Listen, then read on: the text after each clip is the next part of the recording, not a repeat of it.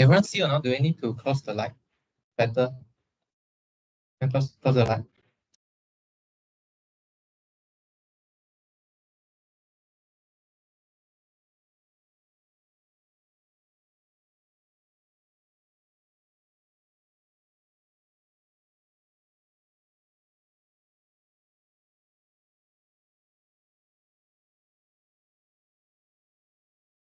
Not sure.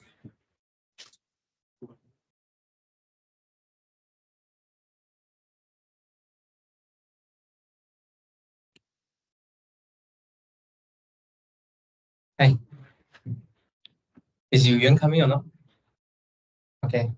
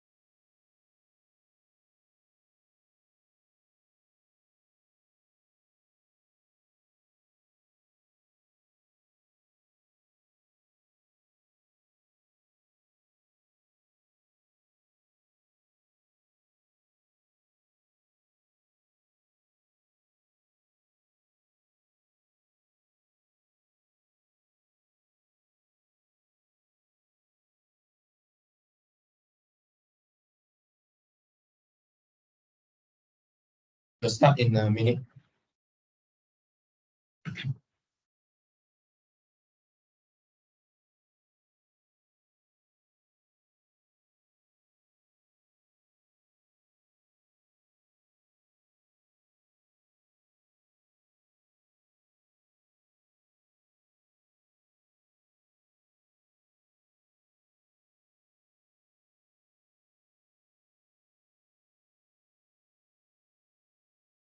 Okay, so let's start. You can ask your friends to come if they feel late in the no reply. Okay, that's fine. Okay. Good afternoon. Okay, good afternoon to everyone. We met again, right? Okay, we met again. So, you know why we met again or not? You know why? You know, you want to guess why? Because you guys did better in calculus too. So that's why I'm placement. Okay. So it's a decision, right? It's not like randomized. There is some randomness in there, but there's also a decision in there. I thought we need a teacher, we need a job. I said we need a teacher, we need a job. Then we meet. Okay, yeah. So because you guys did better in calculus too, so that's why I'm replaced back again. So I think you guys know me very well already. Right? So I'm Seng. So you can call me Seng. You got the privilege to call me Seng, okay? Yeah. And still I want to say that this course, is this your first class or not? For this semester? Yes. It's also my first class, okay? This course is notoriously hard. Again, it's hard, but don't be nervous. I'm more nervous than you because I'm teaching mathematics, mathematical analysis, and general topology. These two are notoriously hard. Okay, so please don't be too nervous. And so this semester, I want to pick two class representatives. I pick two class representatives. Okay, so what does this class representative have to do? So first of all, you guys will collect feedback from your friends, okay, about the course, about me, about the class, everything, okay, and then the class representative can report back to me. Okay, so how I want this to be carried out? So I want to build a team message group, team group chat, okay. So I want to build a team group chat so that this is for casual discussion about this course. Or sometimes I'll make an emergency announcement easier for me. Because if I make it in Moodle, maybe you don't see email, and maybe you don't see You don't check Moodle or what? Does it make sense? Okay. Any volunteer? Can I get 2 volunteers to be the class representative? Oh no. Jingzhen, okay, Jingzhen one. One more. Maybe I pick a girl who wants to be. Master B. Master B. Master B one or not? They push you. Huh? It's nothing to do one, but first of all, you guys make a group check first, team check. 要做什么？没有东西做，其实。来，剪刀石头布。一周啊。OK 啊 ，OK， wasabi 啊 ，OK 了。Okay, so yeah, wasabi actually I mean give some good suggestion actually. He said maybe we can have some extra class, right? No discussion maybe when you do a study group, right? You want me to like solve some problem, maybe you can call me like that extra, like out of lecture times.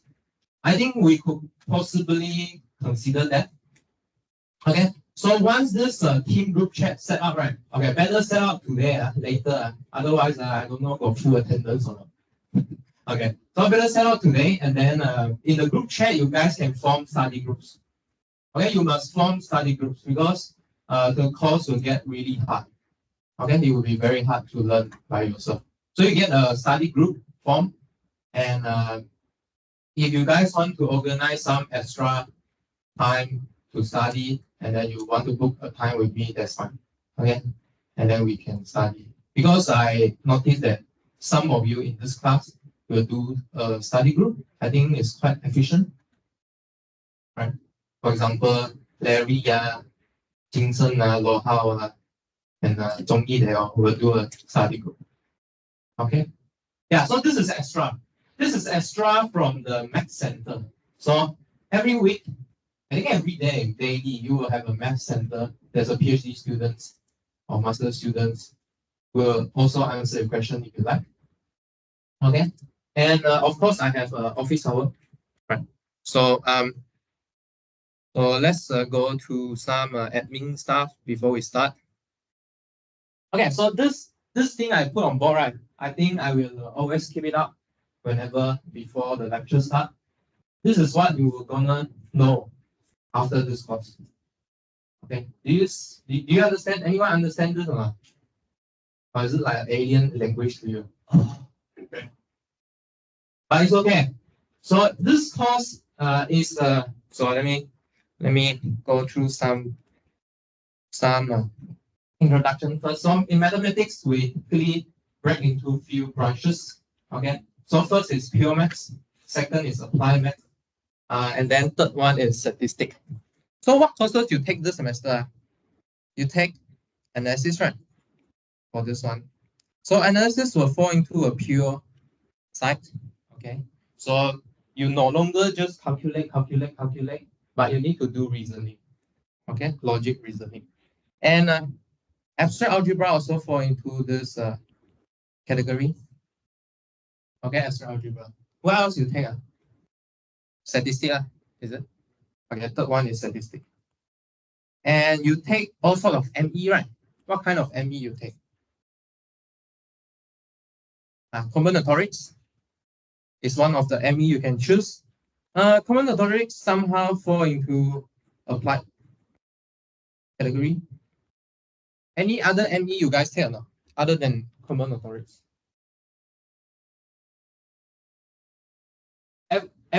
Everyone here take combinatorics. What other ME you take? For economic. Okay, then this one for outside mathematics, right? Maybe I put it here. No, for economic. Economic can be very mathematical when you go to do econometric.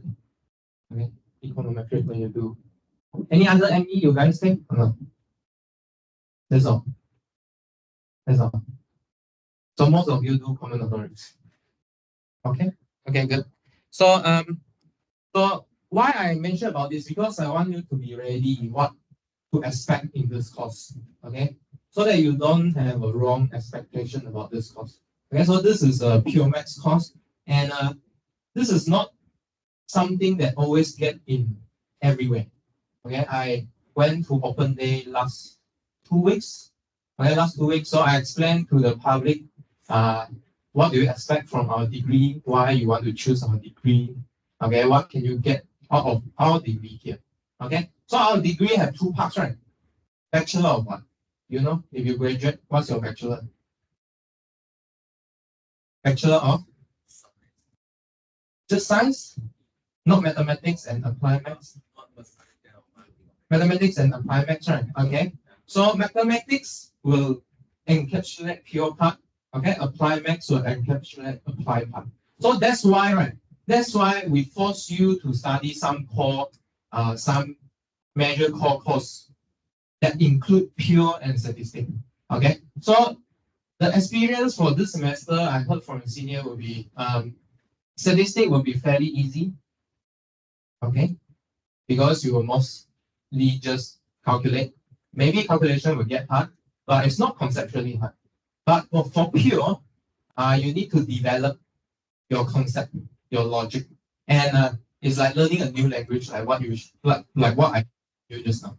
You need to turn a string of symbol into words, and then turn a word into a string of symbol. Does that make sense? Okay, but keep in mind that you can always get help from me, get help from all your colleagues here, your friends, your classmates. Okay, so whenever you met a problem, please feedback and then we solve it. Okay, don't just keep it to yourself. This is the most important thing. Okay, does it make sense or not? Does it make sense? You will definitely feel difficulty, but we are here to help.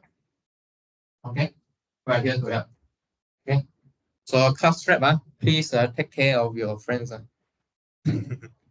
Okay, okay. Okay, so this is what I always say. So max is very hard, but once you pass over, and then you will be happy. I hope. Okay, yeah.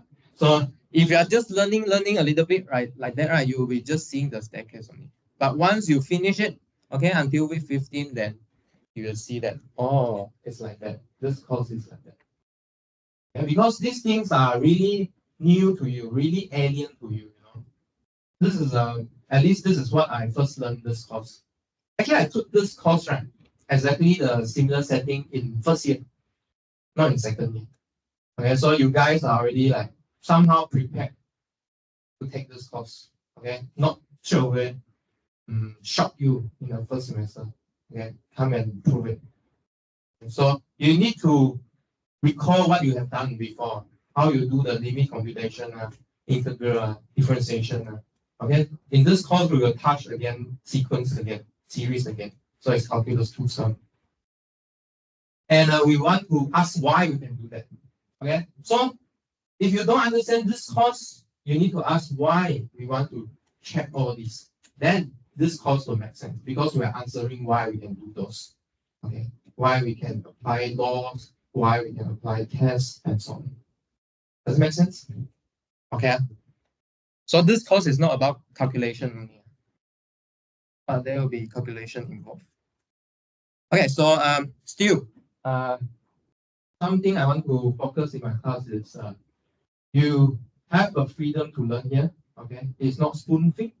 Okay, I won't spoon feed you.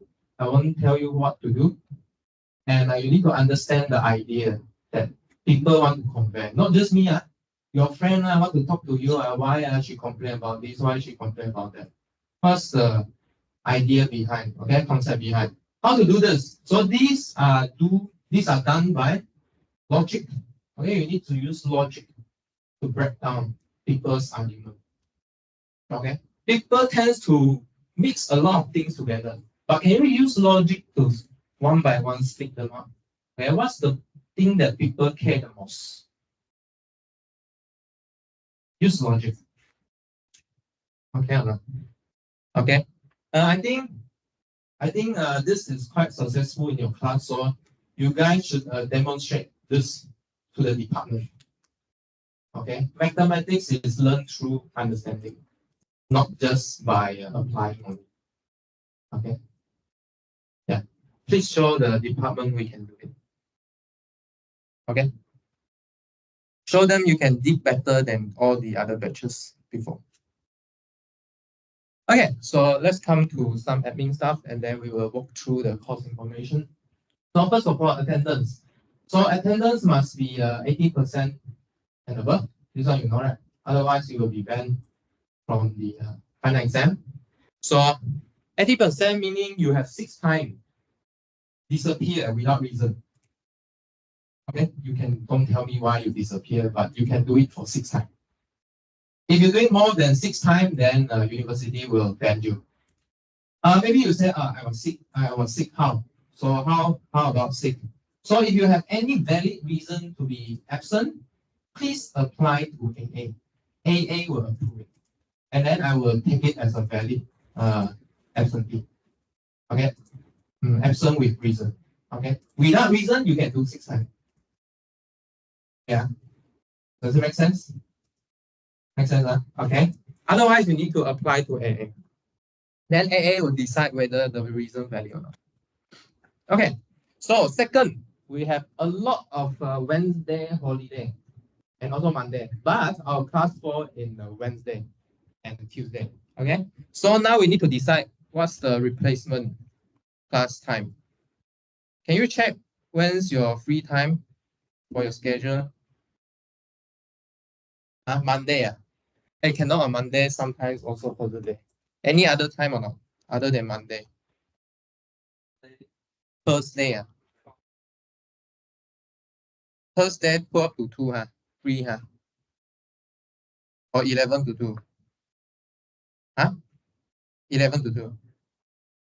What time 10 to 1?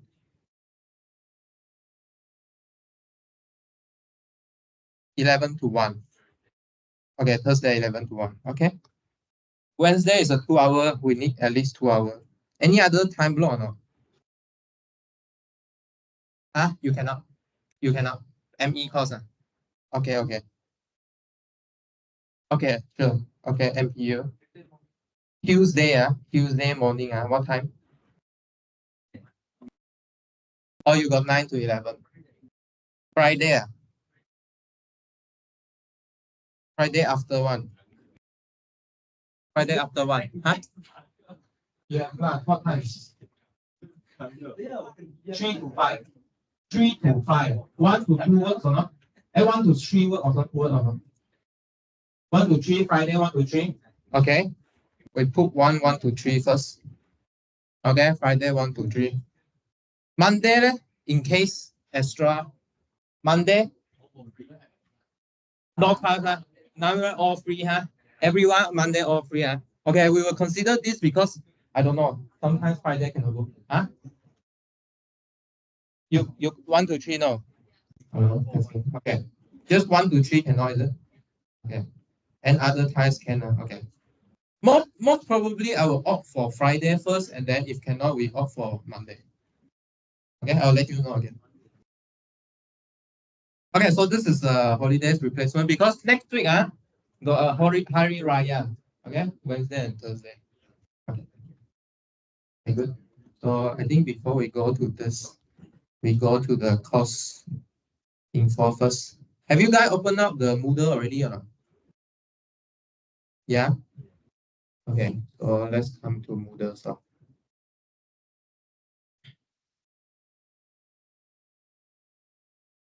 okay, so let's come to Moodle. So okay, so I put out a lot of reference here. So the main reference is 1 and 2. Okay, Petrovic and Fitzpatrick. Okay, so whenever you don't understand what are my lecture notes doing, okay, go back to this 2 book. Okay, go back to this 2 book. And then I put a lot of suggested readings. You don't need to read them all, But if you don't understand that two books, then you go to the other books. This is how it works. Okay. If you don't understand the two books, and then you go down to these books. Okay. And the first two here is very classic textbook. So I put it out. Water and Spivak. It's very classical. Maybe you don't understand what it does, but it's very classical. It contains what we want to learn. And then the easier one is number 3. Okay, number 3 and then 7 to 11. Okay, these are very entry level analysis book. It contains a lot of proof. Okay, rarely you will say let to the reader, and then you can read how they prove it. Does it make sense? So I have made some comment here. So if you don't understand the proof in 1, 2, you should go to these entry level books. For example, 3, for example, 7, 8, 9, 10. 11 is this Scout's book. You know what Scout outline here? So this publisher, right? They produce a lot of reference book whereby they have a lot of examples and questions. Okay, so if you want to do a lot of questions, go here, and they have the solution also. Okay, here this book here. But of course, you need to pick the topic that we are interested in because they have extra topic. Okay, this book right have mixed topic, so you need to pick and choose. Okay, for the topic we have learned. Does it make sense? Clear? All right. So I still have this 3 column here. So I have announcements. If you want to discuss something, you can put it up here. But I think last semester no one used it. Okay, and we will open up a team group chat soon. You can ask that also. And the third one is you can ask questions here so that I can answer it during the lecture time. Okay. And I also put all the books here already. Okay, you don't need to go and find. I already find for you. Okay, I'll upload it here. You can download it. So first one here is Prof. Teo. You know who is Prof. Teo? Teo Li Peng, one of the professor here. So he got notes on mathematical analysis. So sometimes we're based on her notes, or sometimes we're based on the next textbook. Her note is quite clean. You can have a look extra. Okay, and then you see here, I don't just put textbook. I also put textbook solution sometimes. Okay, so for example, Fitzpatrick have solution. Okay, even if you don't want to do you say, sir, he's saying I'm lazy. I don't have time to think. Okay, go and read. I put out the solution for you already. Please read. Okay. And there's solution for Fitzpatrick, solution for Rudin, and then there's a commentary to Rudin as well, because Rudin is a very classical analysis book, which is very dry, we think. Okay, very hard for new beginner to read. So they have some commentary to that book. And then I also put some Velleman's solution manual. So this Velleman's here is just about logic stuff only. Okay, it is not about analysis. It's just logic stuff. Okay, now. So there's a lot of resources. Please use them. Okay, please use them. Okay, please use it. And if you go through this exercise and then you still don't understand what to do, what can you do? Zhongyi, if you go through the exercise, you still don't understand, what can you do? Ask who? Ask me, yes. Come and find me. Please come and find me. Okay. Please come and find me. All right, so my class, right, it's not good that you just come here to listen, because otherwise you'll get lost easily. So I put out here. So I have some pre-reads designed for you. Okay. Pre-reads means what? Before lecture, you read some stuff first. Okay, before you come to lecture. For example, this week 1. Okay, I put pre-read here. Okay, I said Daniel chapter 1, 2, 3, 4. Okay, you read first. Okay, what's the meaning of Daniel? Okay, good. So for these books, right? Okay, I will just name them by their author. Okay, I just named them by author. So actually, I changed this shortcut here. Should be Velleman. I will change it back. Actually, it's Daniel Velleman. So Velleman. So this is the book. Okay. I will change it back to Velleman. Okay. Then you see when I put their name, right, you will see a hyperlink here. You see Petrovic, and then you click Petrovic and 1.2. Okay, so you go to section 1.2 and read. Does it make sense? Make sense? Okay. Okay. So once I put the right name, and then you will have the right link to the right book. Does it make sense? Okay. So make sure you read before you come to lecture. Okay. And okay, textbook and reference I mentioned already. So tutorial questions. So after each week lecture, I will provide a tutorial sheet. Okay, you can do it within 1 week. Every week I give one tutorial sheet. Okay, this is I try to commit to it, and I will provide solution. Okay, so whether or not we discuss the question in the class, it will depend. So depend on what? So depend on what question I want to emphasize, and depend on you. What question you don't understand most? Okay, so there are 2 ways here. So my class is about 2 ways. So I teach you, and then you have to give feedback. So if I give you a tutorial sheet, okay, you try and do. Okay, you don't understand, you can ask. Okay, then I can discuss in the class. Because there's one rule, very general rule. The thing that you don't understand, right, most probably the one that's sitting beside you also don't understand. Not just you, you see, so you are not representing yourself. Okay, actually you are representing a group of people. So I will discuss it in the class. Okay? If I post the solution already, still don't understand my solution, what to do, Jingsen? If I post solution already, you still don't understand my solution. I mean, okay, please always come back to me. Don't just keep into yourself, because I cannot dig into your heart. Okay, no? I cannot dig into your heart. I don't know what you're thinking. Okay. Yeah, please find me. Okay, so I think we should go into the course setup here. So I'm a little bit unfortunate. This class is a 5 hour. So it's the similar setting as Calculus 2. Okay, so that's why we will have project presentation in this course. Okay. So this is a credit 5 course. So yeah, I just now said find me. So when to find me? When to find me? So it should be on my office hour. Okay. So if I set my office hour at these 2 times, any contradiction to your schedule now? You need to have at least one section you can come. Can everyone see? Tuesday 3 to 5 or Thursday 2 to 4. At least one section you can come, then that's fine. Okay, are you guys okay? Yeah, Ivan. Okay. Yeah. So I will keep this first. I will ask about general topology student again. So okay, and then so this learning outcome, I don't put here for fun. You should have at least read through and what do you expect for this course. Okay, what you need to do. Okay, so this is the one that we need to send to MQA. You know what is MQA? Anyone know what is MQA? Malaysian Qualification Agency. Okay, because we apply this course for audit. Okay, we need to put all these things. So this is what we expect from the student, what MQA expect from you. Okay. Yeah. So textbook, suggested reading, just now I put there already.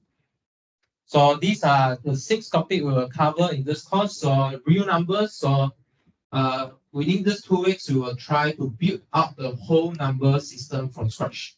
Okay, you should forget what is 1, 2, 3. Forget what is real number. And then we will build everything from scratch. Okay, we will build everything from scratch. And then after we got the real number, then we will talk about limits and continuity of functions. This is something like the calculus 1 stuff, but we will do it by definition. Okay, by definition. And then differentiation, integration. Okay, this is what we have gone through, right? Okay, once you have limit, you can use limit to study the derivative, and then you can do integration. And then 5, you have infinite series and infinite product. This is somehow coming from calculus 2. So because in calculus 2, we only prove some simple tests, right? For example, ratio test. What else are we prove? Comparison test, something like that. But here we will prove more. That's okay. Alternating series tests and so on.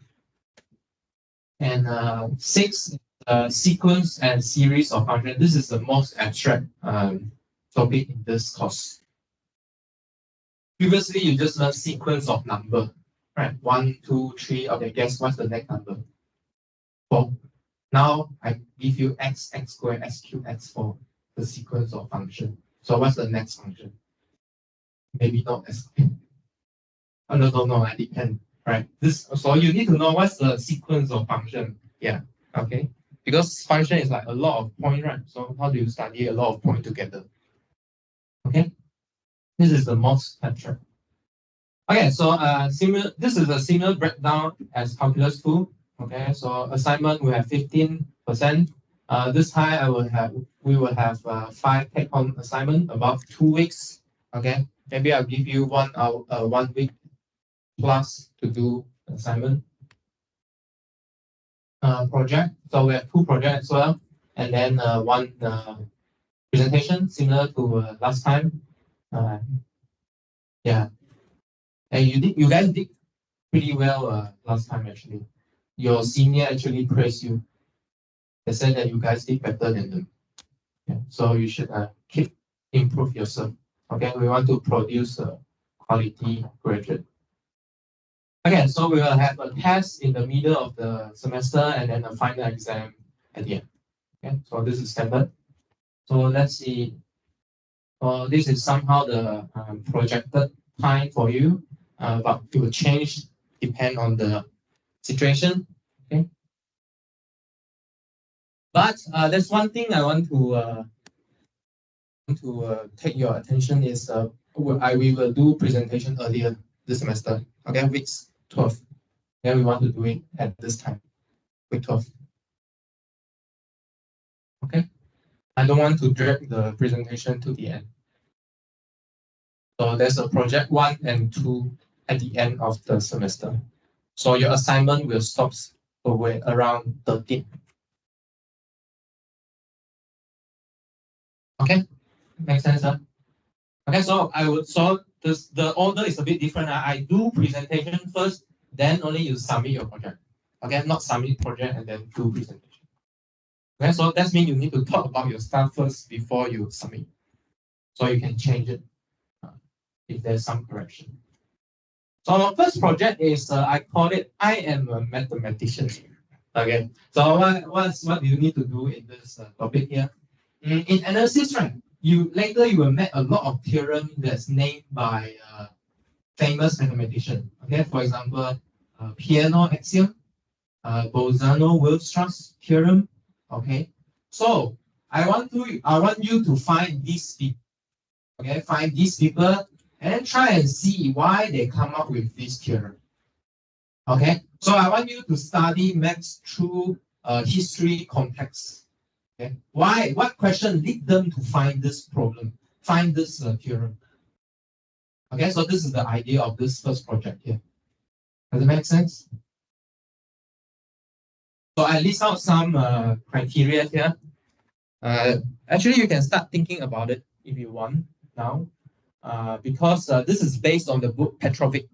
So in Petrovic, right, it will introduce a lot of mathematicians as in a box, okay, in the text, okay. So you can somehow see their background there, and then you need to do some research on it. Yeah, so I list down a few of the project here. Okay.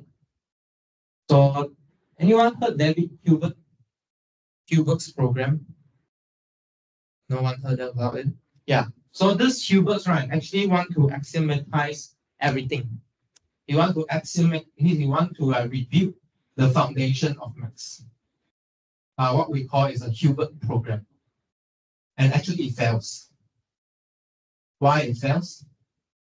because of the Gödel incompleteness theorem. Yeah. Gödel tried to tackle his problem, want to make the foundation for maths, but it's impossible. What's the Gödel incompleteness theorem? Anyone know?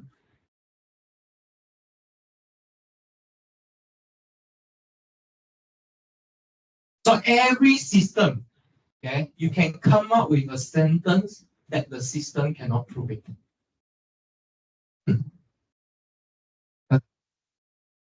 And you build a system, okay, you will always come up with a statement that you cannot prove it using the system. Doesn't make sense. I think it makes sense. You know why? That's why whenever we met a problem, we need to find other source to solve this problem. Seems like easier. Okay. So this is a natural law. Gödel's prove that for every system, you can construct a statement that you cannot prove it using the systems. Cannot prove it. Okay. So that's why we will keep improving. We have set theory, okay, and then we'll have category theory, and then and go on. And on and on and on. Okay. Make sense? Yeah. So I mean these are history also.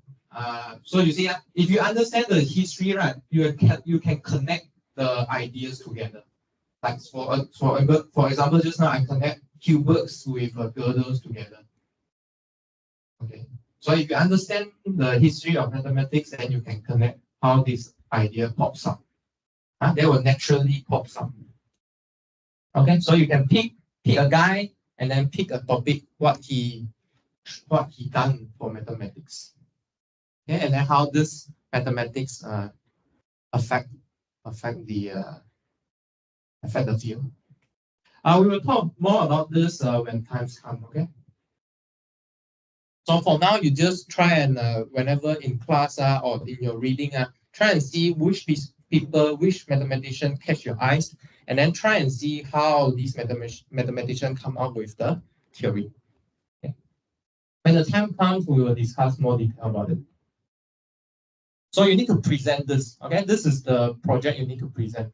Okay, for your presentation. And then second project is a summary report on the last chapter. Okay, because you notice that our assignment stopped at about week 13. So there's no assignment about the last topic. Okay, so for that topic, you need to come up with a summary report. So you just write, you just summarize what you learned, what we done in that topic, and then you come up with some question here. So what type of question you come up? So you can come up with one true and false question, and then one constructing example question, and one proof question. So it's exactly like what you have done in your exam, the exam I gave you. So you are like, try to guess what I want to give you for exam, to help you to do revision. Is that okay? Okay. No? Okay. Yeah, because there's no assignment there, so make it into a report. Okay. Yeah, so this is the last project. So any question about this assessment? No? Okay. If there's changes, we will update time to time. Yeah. Yes. The assignment is 15, Yeah. and then there's 5 assignments. Yes. So each assignment is 3. Yes. And then for each Oh. that will be done by 3. 3%. Not 3 marks, it's 3%. Divided by 3%, yeah. So it's like 3% out of 5 marks. Like that. 0.15. 0. Oh, it depends. Okay. Because it depends on my. Does it depend or not? Yeah, it doesn't depend. Okay, 0.15 like that. Right. 3% of 3. No, each assignment is 3. Yeah. So it's 3% of 3. 3% of 3. Yeah. So it's a 3% of your assignment total mark. That's all.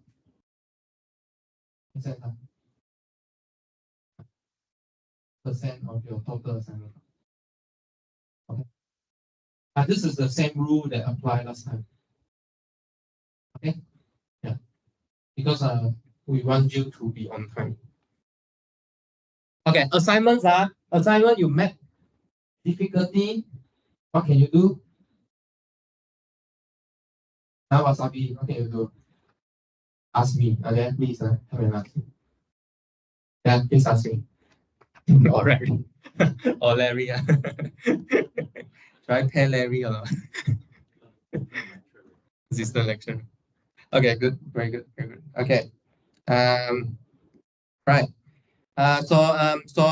So my class, right? I don't just want me talking only. Okay, so we are mixing lecture and tutorial together. Okay, we will discuss examples together with what?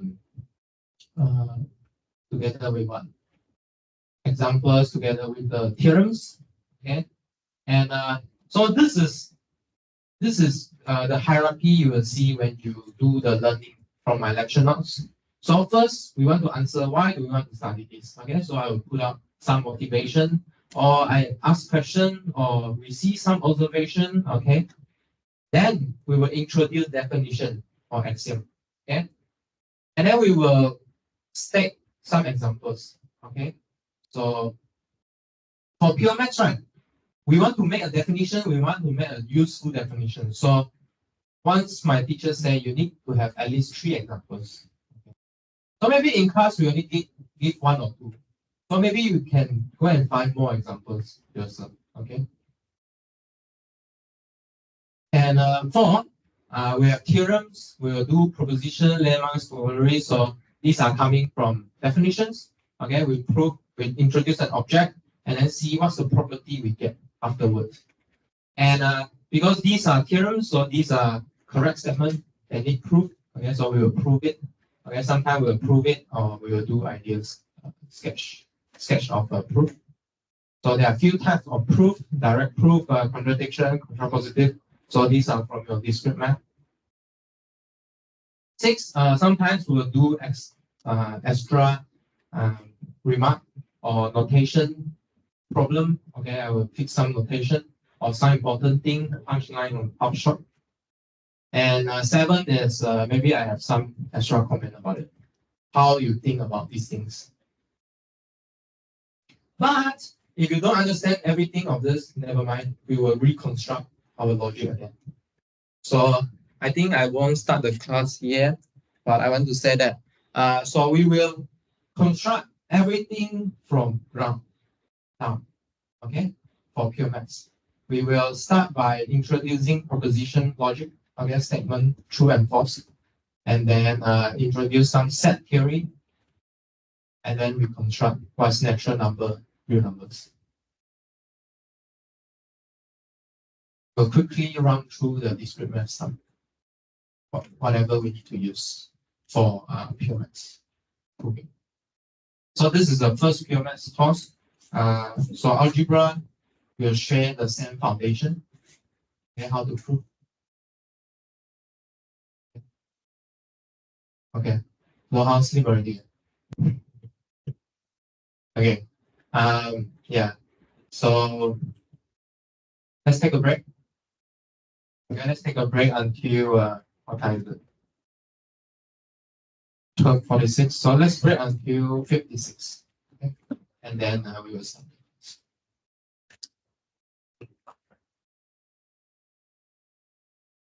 Nice.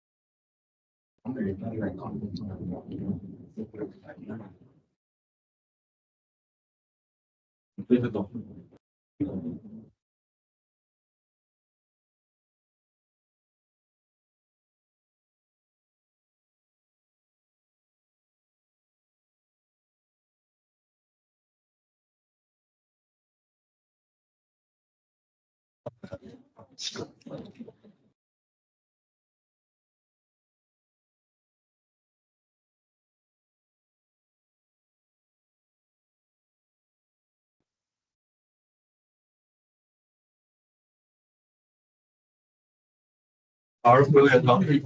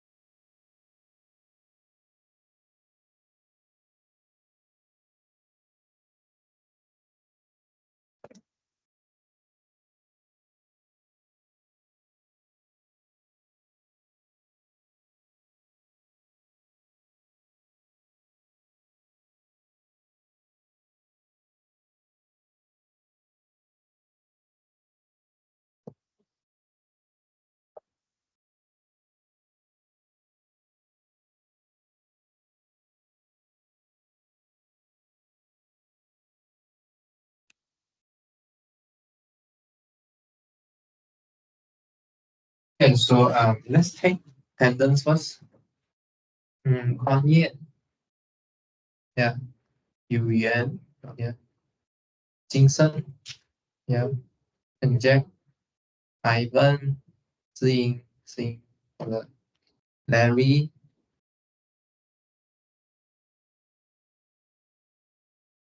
东义巧童 here 曾康多少 yeah Roshan 看到 here 汉维 yeah 汉维 OK Sydney yeah 燕如 yeah 若兰 yes Ethan and Ethan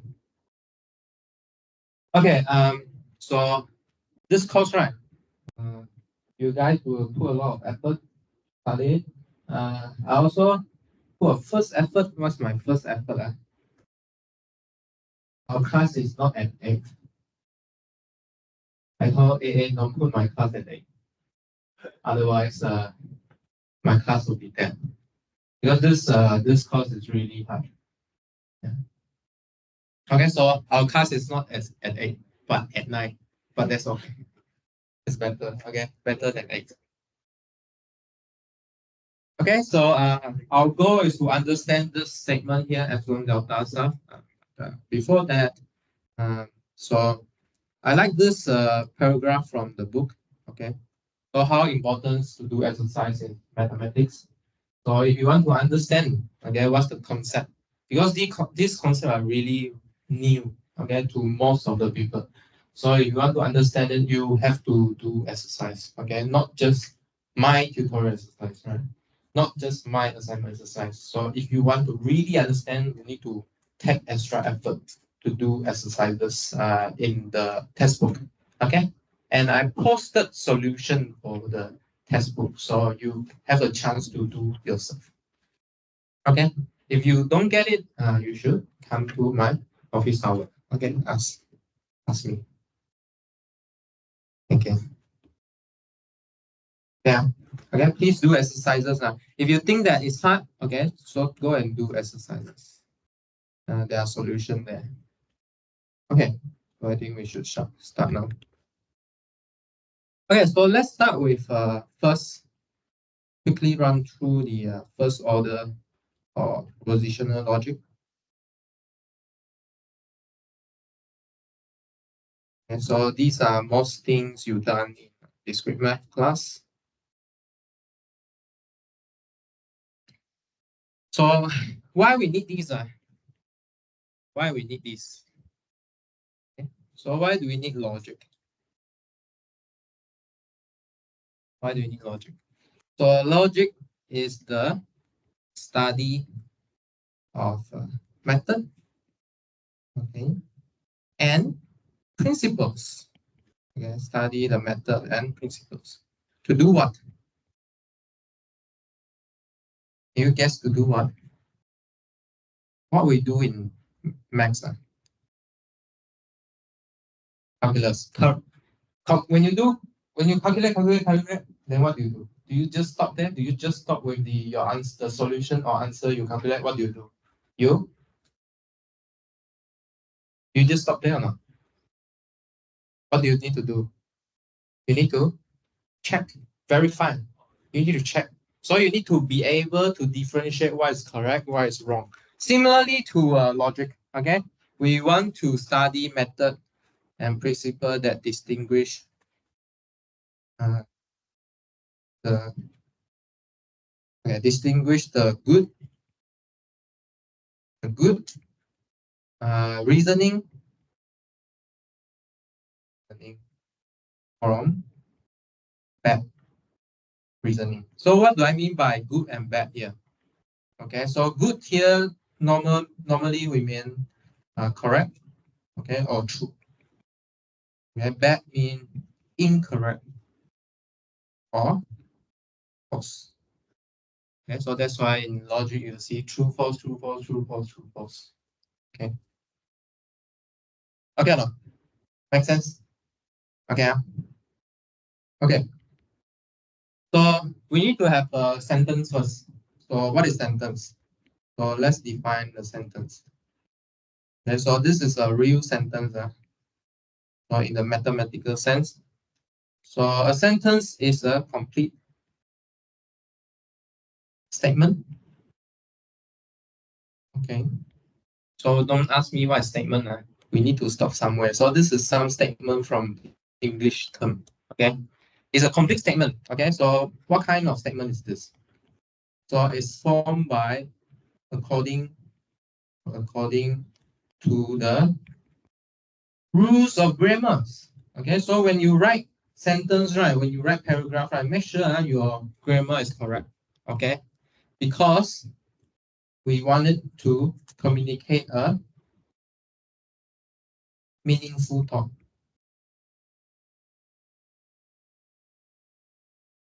So if you want your sentence to make sense to everyone in the world, okay, so make sure you use the general rules that people use.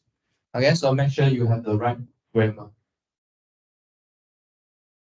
Okay, and then it should communicate a meaningful thought. Okay, not bullshit. Okay, so give some example here. Give some example. So first, who you? 你谁? Okay. 你谁? Second one, who are you? 你是谁? Okay. Okay. Okay. Third one. So SMUM is located in where? Okay, I put Sepang here. Okay. And then number 4, maybe more mathematical bit. Every number greater than 1 is less than a million. Less than 1 million. Okay. So out of these 4 sentences, which one is sentence? Which one are sentence? 3 is sentence. This one is sentence. 4 is sentence. Anything else?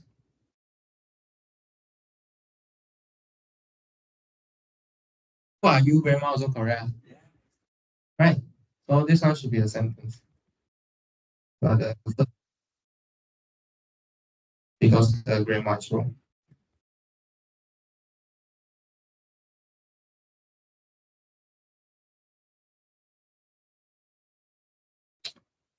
Not the grammar. No, not a grammar wrong. Wrong grammar. But you say it still convey a meaningful thought, right? It's like you're normally speaking lah. You talk to your friend. 你谁? So wasabi, how you reply? Good. Okay. So who are you? You're my father, right? So you see, the grammar is wrong, but we still can communicate, right? Okay, but this is only within few people. Okay, it's not general. Okay, in mathematics, we want to make it general. Everyone should know one. It's not like my kampong way of talking. You know kampong? Yes. So you know what I mentioned just now?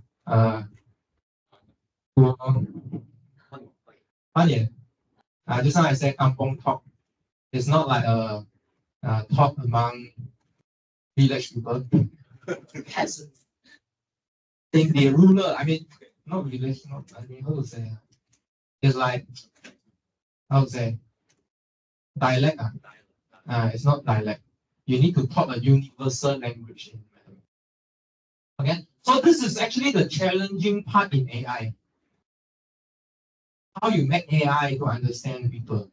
Okay, this is the most challenging part. Okay, how you make who you become, who are you, make sense to the machine. Okay, okay, this is the AI part. Okay, let's not go deep into that. Okay, so the most important statement we are interested. Okay, so I use statement again. I use statement again here. Okay, so this is not the English statement. This is the maths statement. So what is a statement? So whenever we say a sentence is a statement means what?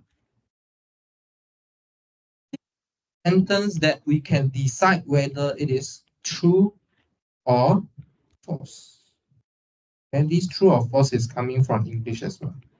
Okay, I won't define what is true and false. Not both, huh? We cannot both true and both false. We don't like contradicting stuff in mathematics. Okay, we don't want contradiction here. So the statement must be either true or false. Okay, so you see, we got 3 sentences here. Okay, and which one is true or false? Which one is a statement? Sorry. 3 and 4, right? So whether SMUA is located in Sepang, true or false? Okay, so if it located in Sepang, then it is true. If it is not located in Sepang, then it is false. Okay. Every number greater than 1 is less than a million. It didn't spell wrong. Huh? False. Why is it false? Why is it false? Why is it false?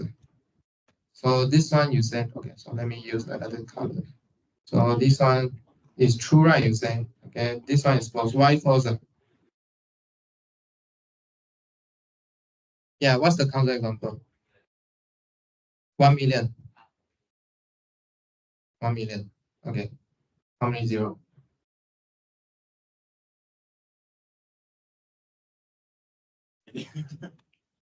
Yeah, we haven't defined million, right? Okay, never mind. Let's play a trick here. Okay, so let's pick 1 million. Again, 1 million, not less than 1 million. So only 3 and 4 are statements. Okay. Who are you? I cannot decide whether it's true or false. Okay. This is a question. It's not a segment. So this is a question, not a statement. Okay. So in mathematics, we're looking for a statement.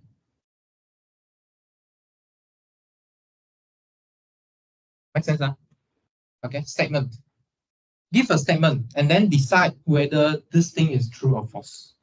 The way to decide is proof. I prove. If it is false, like what Ethan said just now, provide a counterexample. Or sometimes we can disprove it. We can prove that the statement is always false. Okay, so what are these true and false? So these are what we call the truth value. The truth value. Sorry, you keep seeing these extra line because there's a magnetic field interrupting here.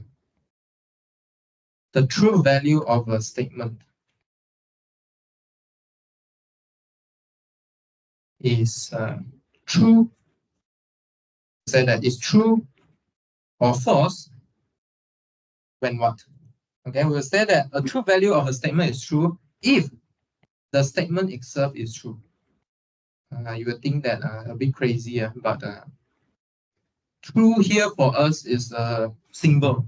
Okay, so you will think that this guy here. So let me write here. This you should think as a symbol. Okay. We'll say that the true value of a statement is true if the statement itself is really true. So this is the English true. And we'll assign false if the statement is false. Okay, does it make sense? Okay, still early stage. Okay, keep going. So normally we will use the letter, okay, P, Q, R, S to represent statement.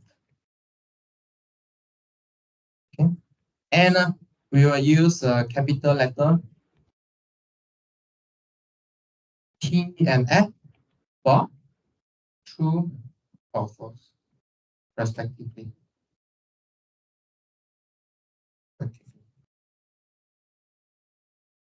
Sometimes I use this shorthand notation, right?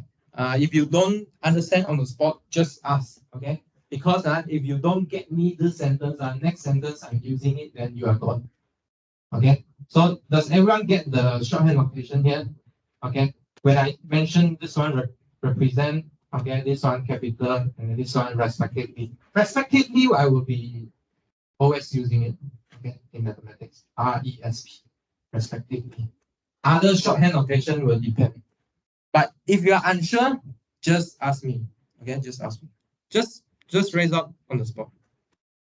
Okay, I discussed this question with about asking me in the class with Han Wei, not Ethan, the other Han Wei, right? So just feel free to raise up your hand and ask. You might think that you are interrupting the class. Actually, it's not. You are helping the class actually. Because everyone else also confused, might get confused. Okay, so actually you are helping, not you are disrupting. Does it make sense? So make sure if you don't understand, just ask. I want to make everything crystal clear in my class. Okay, I don't want to hide anything in this class. So please don't hide things from me. Okay, otherwise I can't help you. Okay, so please be frank to each other. All right, so we get this statement, right? We can form more complicated statement. What we call is a compound statement, or we call a composite statement. So it's like a mix of statement. So how we mix the statement together? So the mixed statement is still a statement. Okay, so compound statement and composite statement is still a statement. So meaning what? This statement I can say what? Whether it is what is statement? True or false. Okay, I can decide these statements are true or false. Okay, so these are statements that form from the previous statement. Okay, the existing statement. Using logical, what we call the logical operators. So anyone want to recall what are the logical operator is? Such as what? Sorry? Or, okay, or is one of them. And is one of them. XOR, okay, that one a bit advanced, so I will include it. Later we will talk about it as well. It's quite interesting about this XOR. What else? Huh? Not, yes, so negation. Okay. Also, if then, right? If P then Q, right? If this happened, then that happened. And also, if and only if. Okay, if and only if. Oh, okay. We will talk about those variation later. Okay, we will talk about all those variation later. But these are the main logical operators. Okay, we combine at least two together. Okay. Okay, so I put a lot of def, right? Actually, I haven't defined what is def. Okay, so what is def? Yes, definition. So what's definition? Definition is something that you cannot challenge. Okay, it's an unequivocal statement. Okay, unequivocal statement. Okay. It's like a constitution to a country. You cannot challenge it. Okay, unless you change it. Okay, unequivocal statement of the precise meaning. Okay, precise meaning of what? Sometimes a word, or is a longer word, which is a phrase, or some mathematical symbol. Okay, some mathematical symbol, or some concept. Okay, so maybe what is differentiable, what is continuity. Okay, concept to end or possible confusion. Okay, so meaning if you have good definition, it shouldn't confuse people. It shouldn't confuse people. So you see, all the things what we are doing now with logic, we want to differentiate what is good, what is bad, what is true, what is false, what is correct, what is incorrect. And then we don't want confusion. Okay, so this is why logic kicks in. Okay, a lot of fighting in your family is because there's no logic there.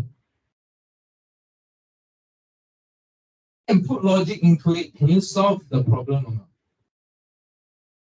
Okay, try and dig out what's the key things that make people arguing. Okay, and then can you solve that things or not?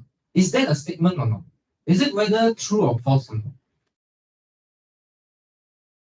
Okay, so mathematics it's not about what pure maths prove calculate what. This one no use. When you go back to a real life, can you prove something is correct or not? The statement that maybe your parents give you, your friends give you, your colleague give you. Okay.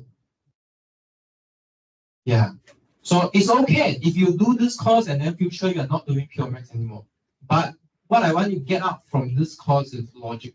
Can you use logic in abstract stuff or not? Actually, I'm very happy. Okay, why am I happy? Actually, I was trying to convey or persuade one of my previous students from abstract algebra to do pure maths, but apparently she didn't want to do.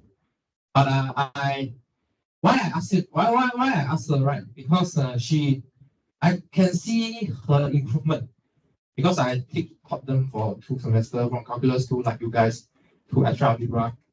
And then I see her really improve. And then she really get the gist in algebra. So I was trying to ask her, are you interested in going to pure maths? She didn't straight away rejected me, but she said, okay, I said to her, your logic is very good now. I can saw your improvement. You know what she said? She don't reject me at first. So she said, I don't have logic before. I'm not a logic person before. But but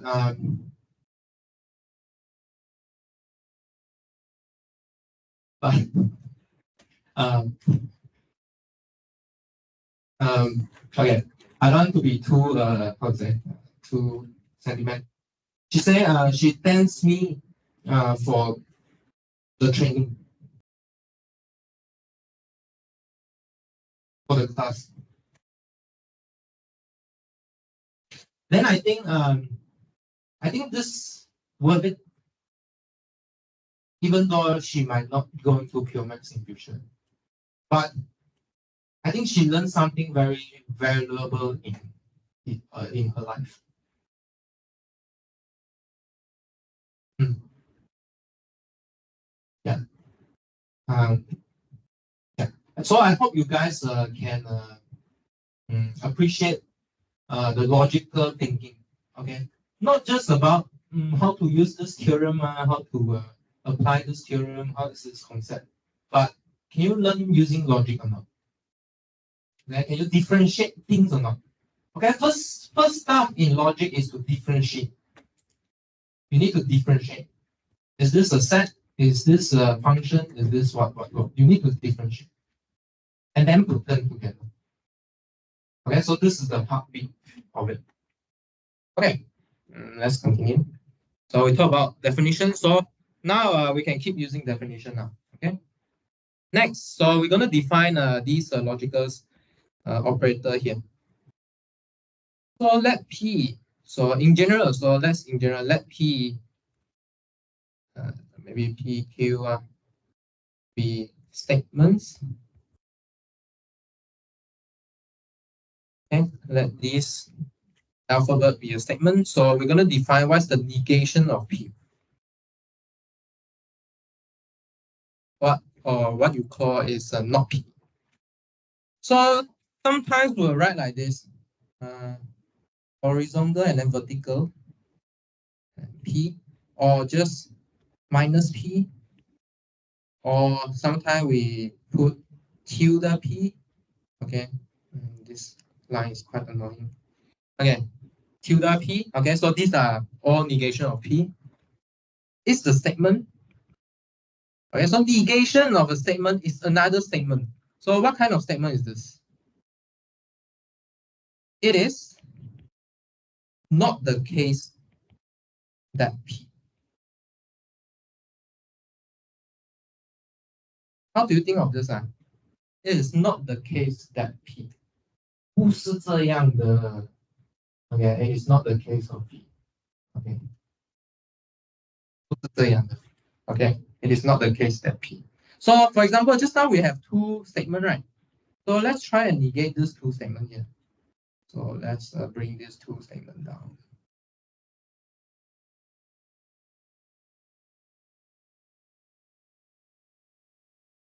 So we have some running example here. Right. It's okay. 1 and 2. Okay, so first, if we want to negate the first sentence, it becomes what? It is not the case that SMUM is located in the park. But there's one easier way to write it, right? Yeah, what's the easier way to write it? Again? Yes, very good. Ethan, your English is very good. SMUM is not located in Sepang. Okay? Yeah, very good. How about the second one? Every number greater than 1 is less than a million. So how is it? changing to the negation of it. It is not the case that every number greater than 1 is less than 1 million. Okay, so yeah, good. So there's another way to write it. So you can put it is not the case that blah blah blah. Okay, but you can write it more professionally. So that is what? That is a number greater than 1, but is also greater or equal to 1 million. Okay, so maybe you are confused why I negate every to that exists, and then the greater I keep it there, but the less than I change again. So what's the rule that governs this thing? Okay, later we will see this. Okay, but does everyone get that this is the negation of the second statement here? Everyone get it? Okay, so this is the key part. Actually, most of the people confused. The first greater I need to change or not? The less than I need to change or not? Every I need to change or not? Okay, so this is the part that people confuse when they do negation. Okay, so we will come back to this kind of negation again later. But are you agree that the negation here really produce? It is not the case that every number that greater than 1 is less than 1 million. Everyone agree or not? You must first agree, otherwise you won't see why the truth. Everyone agree? If I produce a number that's greater than 1, which is also greater or equal to 1 million, then I have a counterexample. Okay. Okay. Okay. Yeah, so remark. So I think we mentioned about a lot. So the statement, the negation of P, okay, is what we read as not P.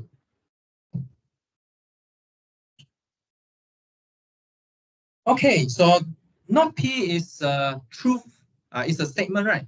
So meaning we can talk about the truth value, okay, truth value of not P. So what's the true value of not P?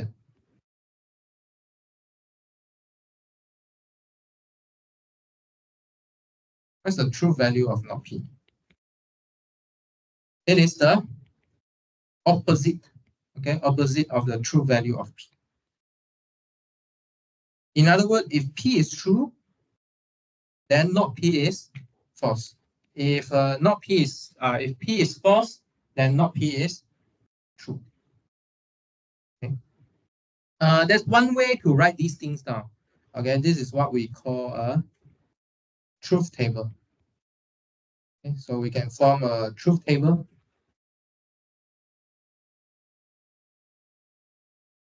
that encapsulate all possible values, okay, of the statement and their compound statement, okay, and their corresponding compound statement.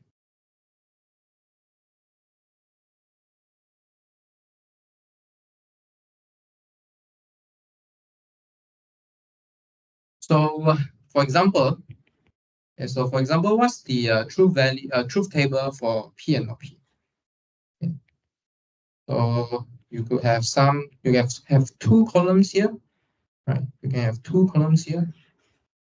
Okay. Write down the 2 columns here. Okay.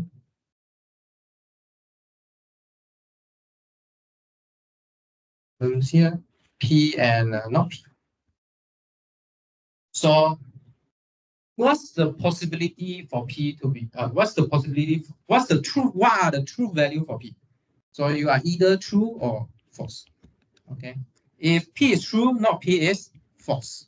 If P is false, not P is true, okay? And you might think that this is very trivial, but this is the basic block for logic, okay? This is a basic block, okay? All right, so far, okay? So next, we straight away introduce two notions. Is it okay? Straight away introduce two together. So what do I want to introduce these two as? Okay, why my line doesn't get straight? Okay. So first is the P and Q. The other is P or Q. Okay. So the third one we call the conjunction. Second one we call the disjunction. Okay. So the first one, is it better if I switch slide?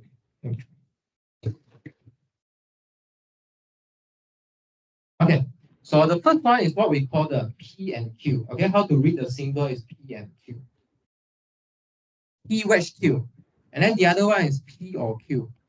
PVQ, okay, if you use latex, VE. So to talk about this statement, right, what characterizes this statement here? What characterizes this statement? What's the difference between N and O? What characterizes this statement? For statement, you can talk about what? You can decide what? If I give you a statement, you should decide whether it is true or false. Okay, so when is it true, when is it false will characterize this P and O. Okay, so when is P and Q true?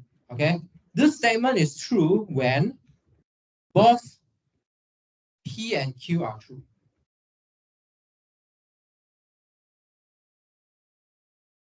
And it is false otherwise. All other condition it is false. Only when both P and Q are true, then it is true. How about P or Q? How to characterize this P or Q? Huh? Sorry, say again. At least one of them is true. Yes, that's right. Or we could say that it is false when both P and Q is false.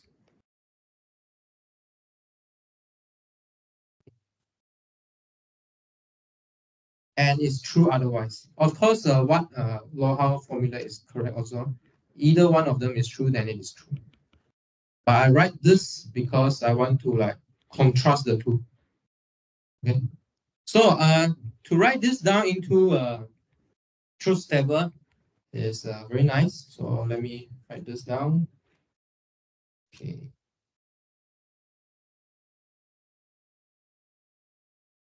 It's my shape.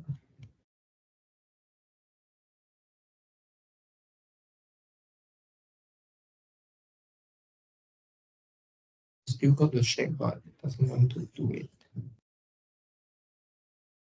There's something wrong with the good note. Yeah, never mind. Sorry, you will see my wiggling line for the rest of the lecture.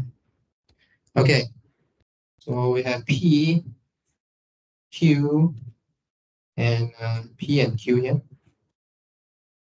Okay, so P could be true, Q could be true, right? Or P could be true, Q could be false, and P could be false, Q could be true, and then P could be false, Q could be false. So we are considering all possibility of being P and Q being true or false. Okay. You know how to calculate this, right? 2 to the power of the statement involved, right? Okay, you have this possibility. Okay, so P and Q is true when both of them is true. So only the first column is true. Okay, true, true, true, and all the rest is false. Okay, so when we say P and Q, okay, you cannot include something that's false. And if you include something that's false, the whole statement is false.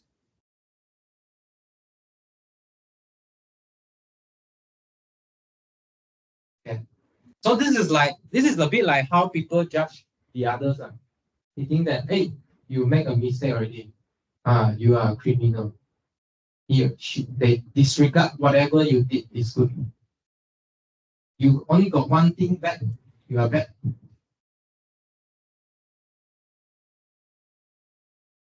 Is it correct? Okay. Next, P or Q. Okay. P or Q is more linear. Okay. As long as you did a good thing, you are okay. You are true. Okay. So we only got false when everything of you is false. Okay. Then the other is true. So this is the opposite of P and Q. Okay. As long as you have one thing is okay, is true, then you are true. Okay. So this is the difference between P and Q and P or Q. Does it make sense? Can you guys see it's the opposite?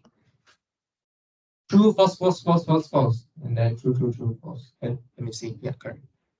Kind of opposite. Okay. But both of these capture the same thing. What's the same thing they capture? There are two spots. They are the same. If P and Q, PQ, P true, Q true, P and Q true. P or Q also true. If P false, Q false, P and Q and P or Q both false. Okay. So if you are a good guy, no matter what you do, you're still good. If you are a bad guy, you are always bad. Okay. Makes sense, right? Makes sense, huh? Okay. Now we talk about false and N and O. So just now you guys mentioned about XOR, right? Okay, you mentioned about XOR. So let's do that. Okay, so the disjunction we mentioned, right? This all that we mentioned is what we call the inclusive OR. Okay, this is an inclusive OR. P and Q. Okay, this is an inclusive OR. Okay, so it is true when both P and Q are true or exactly one of them is true. So inclusive OR, right? So that's mean there's a counterpart of it, which is the inclusive OR. So the other is exclusive OR. Okay, so what's the exclusive OR is what you guys call the XOR.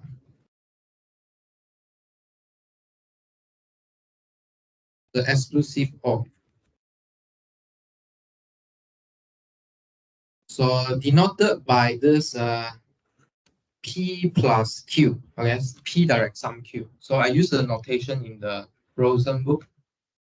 This is what we call the right. Is the statement P XOR Q. Okay. So when is it true?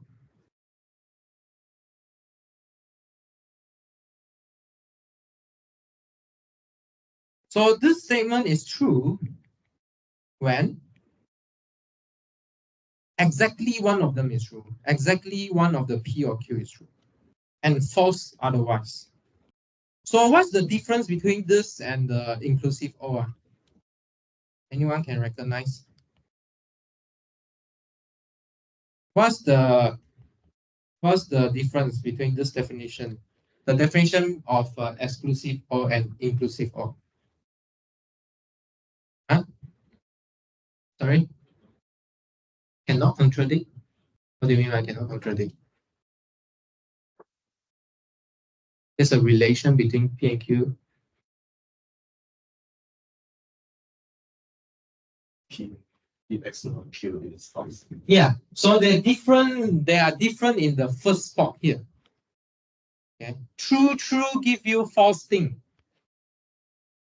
Okay, so true give you a false thing. So let me put it down. So the difference is the exactly one is true. Only then the statement is true. Do you feel weird or no? A little bit, huh? I also feel weird at first. When you say no, did you shake your head? Do you think it makes sense or not, this definition? Why?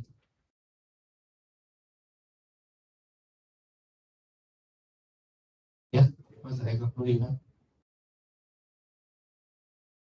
Yes. Yes, correct. Yes. So in you are taking plan, right? Fish curry or spaghetti? I want both.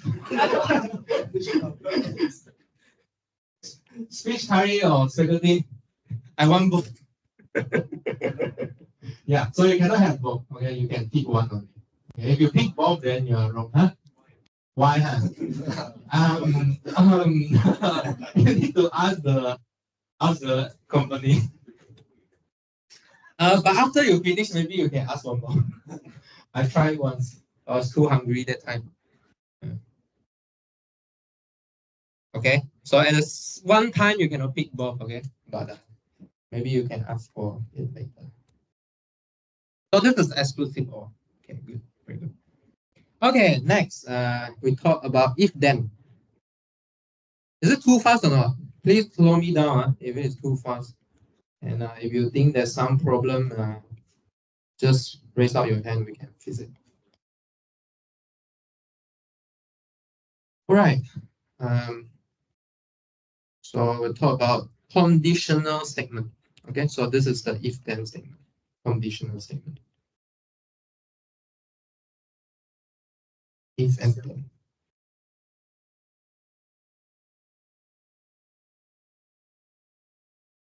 Wow. In the other. So what statement is this? If P, then Q. Okay. When is this false? When is this true? How to characterize this? Yeah, want to try? How to characterize this statement? When is it true? When is it false? And recall now. When is it true? When is it false? Try.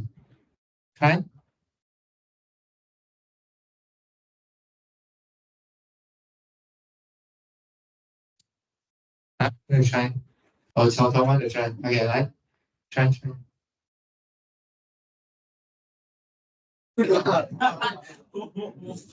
Okay, when is it true? Okay, it is false. Okay, maybe false is easier to say. There's one spot is false. It is false when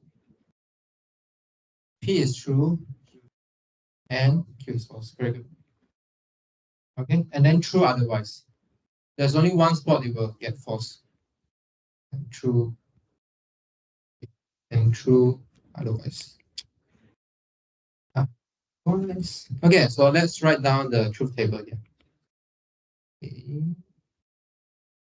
Yeah.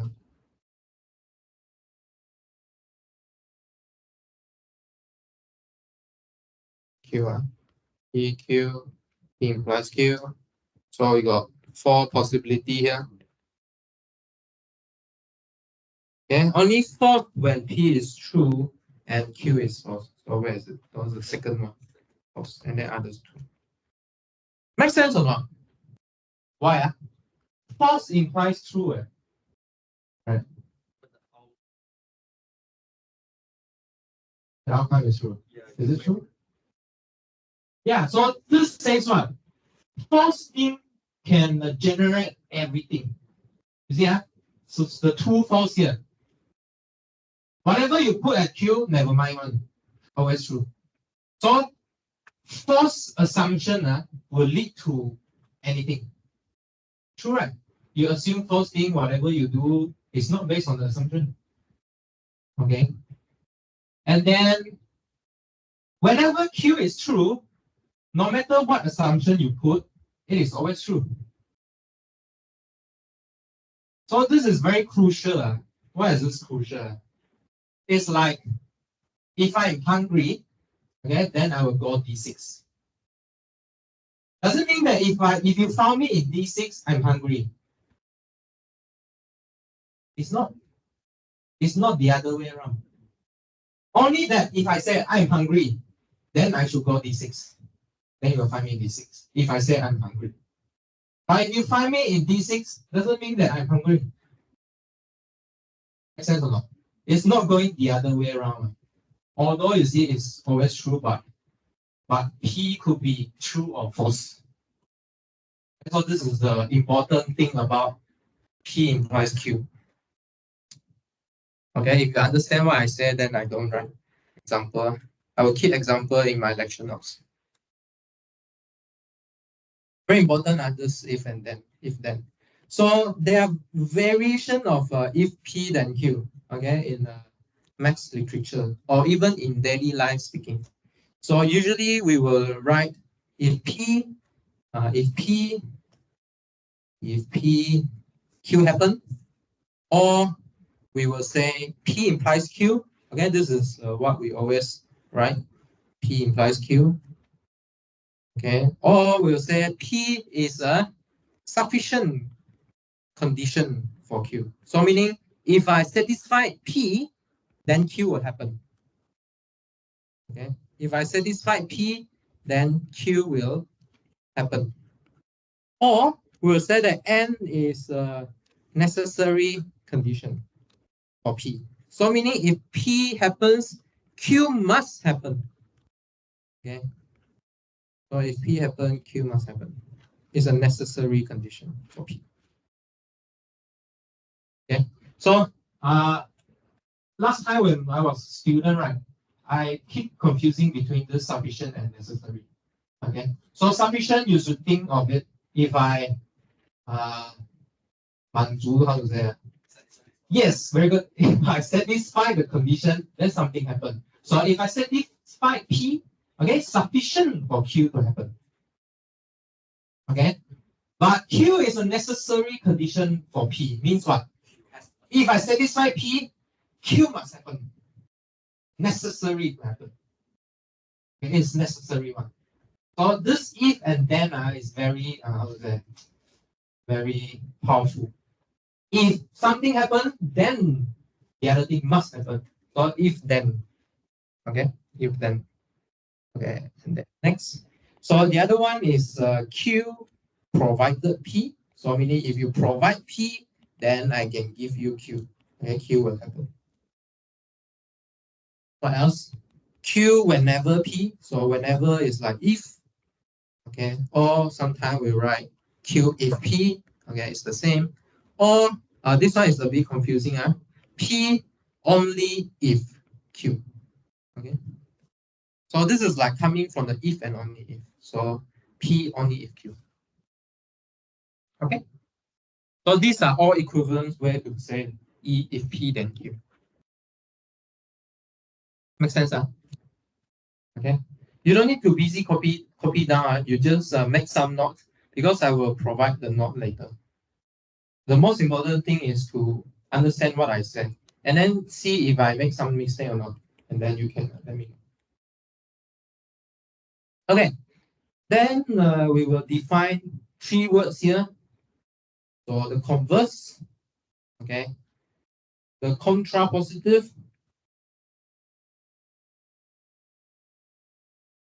and the inverse. So these words are attached to our conditional statement. Okay, so these are about playing around with P implies Q.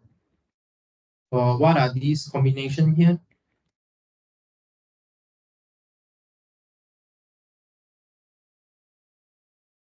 Statement. So what's the converse? So let's talk about converse first. What's the statement here? So the converse here is just Q implies P. So you swap P and Q. Okay. So typically when people know that if P, Q must happen, people will ask, what happens if Q happens? Does P happen as well? So this is the converse. Okay. The other way, does it still work or not? So this is the converse. How about contrapositive? Not Q implies not P. Okay, so it doesn't just have the converse, but you put not on both sides. And actually, you can show that these two are logically equivalent, but we will talk about what is logically equivalent. Okay, inverse. How about inverse? So inverse, you just simply put not on both sides. Okay, so not P implies not Q. So this is the inverse. Most of the time we will deal with converse and contrapositive. Because converse is we want to know whether the other direction will work or not. Contrapositive is one of the proof technique. Okay, try. So I have an exercise here. So try exercise. So write down the truth table for three of them. The truth table for three of them. Okay. Maybe let's try on the spot now. Yeah, let's try on the spot now. Let's try two of them. Okay, let's try two of them. Let's see which one we have to try. P, Q, not P, not Q. You can do together if you like. So P implies Q, and not Q implies P. Okay, note that when I define converse, contrapositive, inverse, I don't state they are true value anymore. Why? Because they are built by negation and condition. Okay, so I will tell you what are those truth value is. Okay, let's try it out. So let's set our four possibilities: true, true, true, false, false, true, false, false. Okay, and then let's do P implies Q first. Still remember when is it true for P implies Q or when is it false? P implies Q. True whenever P is false. Let me see. True whenever P is false. So you only have two true.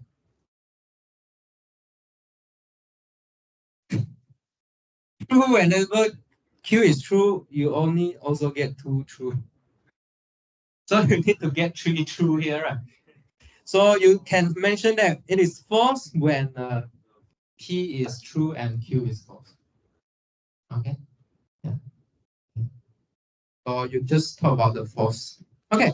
Then let's talk about the possibility of what is this? This is the sorry, I'm stupid here. So here is the contrapositive. Contrapositive, right? Okay. Good. So we need to figure out what's the true value for not P and not Q here. What are the possibilities? So we also get same possibility, but with some permutation. So false, false, false, true, true, false, and then true, true. Okay. So false implies false is true because false implies everything is true. So true implies false is false. Okay. False implies true is true. Okay. True implies true is true. Okay. Right. So did you notice anything or not? Did you notice anything? Is the same outcome? Yes. Yes. This will lead to what later we will define what we call the logically equivalence. These two sentences has the same truth table. They are logically equivalent. Okay? So meaning if you talk about P implies Q, it's the same as you talk about not Q implies not P. Okay? Good, huh? Oh, good? We will define this later. Okay, so please go back and try. How about the converse? How about the inverse? Okay, please try. And then you'll see that their truth table is are different from P implies Q on the original one. Okay, so the last one we will introduce is the biconditional. Okay, we will introduce biconditional. So the biconditional. Okay, so we will finish the first order logic. There's 1, 2, 3, about 4 slides, and then we will take a break. Okay, let's finish this propositional logic and then we take a break. So what's the biconditional statement here? So the last thing we want to introduce is the if and only, or P double head arrow Q. Okay, is the statement. What's the statement? So P if and only if Q.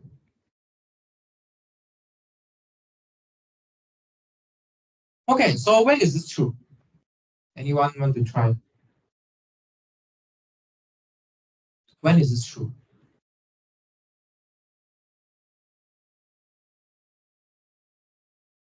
Is that the only one? Or when both P and Q is false, okay? Both of them.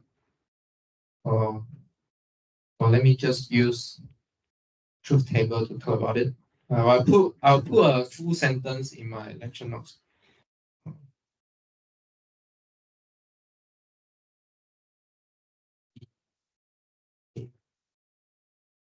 Okay, so P, Q, P, only Q. False, true, false. Okay, so the only places it is true is true, true, true, or false, false, true. They have to have the same P when P and Q have the same true value, okay, and false otherwise. Okay.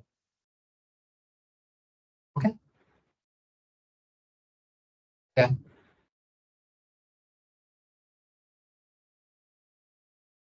You might think that false can implies everything, right? False implies true should be true. But if and only if it's two direction, you need true implies false. So that's why it becomes false. Does it make sense? Make sense, huh? Because you want two direction to be true. So true implies true, false implies false. Although false implies true, but true cannot imply false. Okay, that's why the statement is false. Okay, because you need two direction to work. Does it make sense? True things cannot imply false thing. You get me or not? True things cannot imply false thing. If you do something wrong, right, most probably you are starting from the wrong assumption already. You cannot say, 喂，我明明做的是对的，我怎么又做错了？你就是做不对啦，你明白吗？ You understand? Okay, so you need to go back to the root and then check where the things goes wrong. Change them. Does it make sense? So that's why I'm kind of an outcome-based person. If you are not good, that means something in front is wrong. Okay. So I'm kind of an outcome-based person. So I can see from your assignment, see from your exam, see from your quiz, how you perform in the class. Okay, how's your study condition, attitude, and so on. Okay. Yeah. Okay. Two more, and then we will take a break. So another thing we want to discuss is tautology. Okay. Anyone know what the tautology is? Always true. Okay. So this is a compound statement that is always true. Okay. No matter what true, false value you give to its propositional variable, that is always true. Can you give me one example? This compound statement that's always true. P or not P, or you memorize. How to use in real life?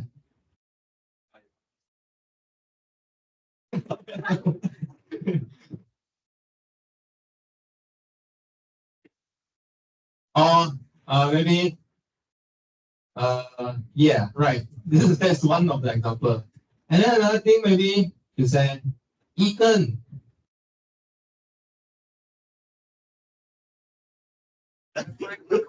Ethan. Yeah, don't just forget. So Ethan, you are ugly or handsome? You just pick one. Right. Okay. Okay, don't take 2%. Okay. So P or not P, good. This is always true. How to prove it? How to prove it? How to prove this? You use truth table, right? Use truth table. So P and not P. P could be true or false. Not P could be false or true. Okay. So because P or not P meaning either one of them is true, then the statement is true. Yeah. So we either have P is true or either have not P is true. So it's always true. Okay. Okay, good. So the other one is a contradiction. Okay, that's why we hate contradiction a lot. So what's the contradiction? So you see, there's a symmetry here. Something it is always right, we call it tautology. Something is always wrong, we call it a contradiction.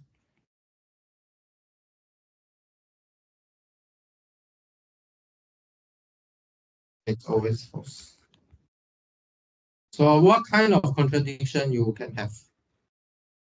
P and not P. Okay, so good example. So P and not P.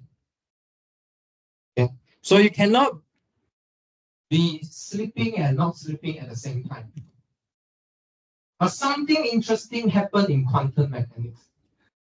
The Schrodinger cat, right? So it could be dying or alive at the same time. So there's some probability. So that's why quantum split into a different field. Okay, there's a probability between whether it dies or not. We are not friends. Yeah. We are not friends, but we are not lovers.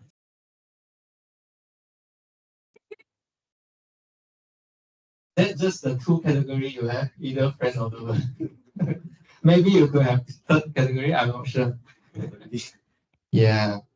Yeah, you could think of that as well. Okay, maybe let's just quickly verify what is P and not, what's the true value of P and not P.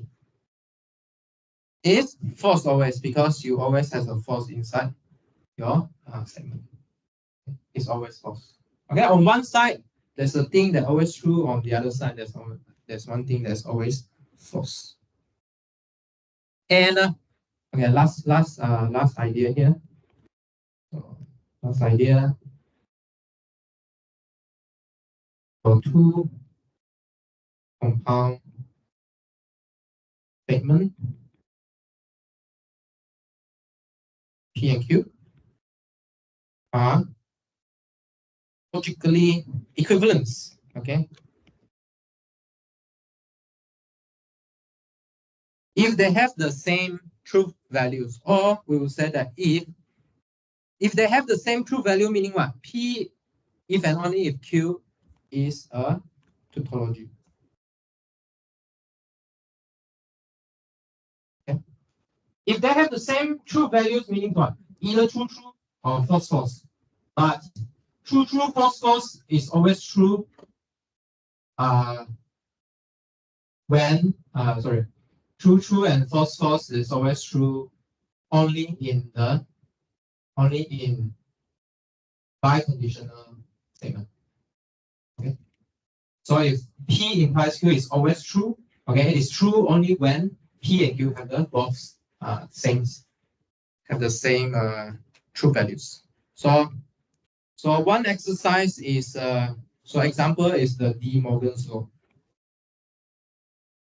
So go and prove that not P or Q is logically equivalent to not P and not Q. Okay. And not P and Q is equivalent to not P or not Q. Why is this stated as a law here? Because you can see that the negation is like an algebraic operation. Okay, when you try and distribute the not into the or and, you swap or and n. Does it make sense? Okay. If you want to say that not P or Q is true, you need to prove to me that not P and not Q happens together. Okay. If you want to say that P and Q is wrong always, you just give me either P is wrong or you give me either Q is wrong. Okay, this is the moment. Okay, prove it. Use a truth table. Okay, write down a truth table on both sides and see that they have the same truth value. And more stuff to see. So wait, let me write down. So one of it is P implies Q. I also can write using disjunction or negation. This is just not P or Q. Right. Q always happen. P implies Q, right? Q always happen, then P implies Q always true. Okay. Not P implies everything. Right.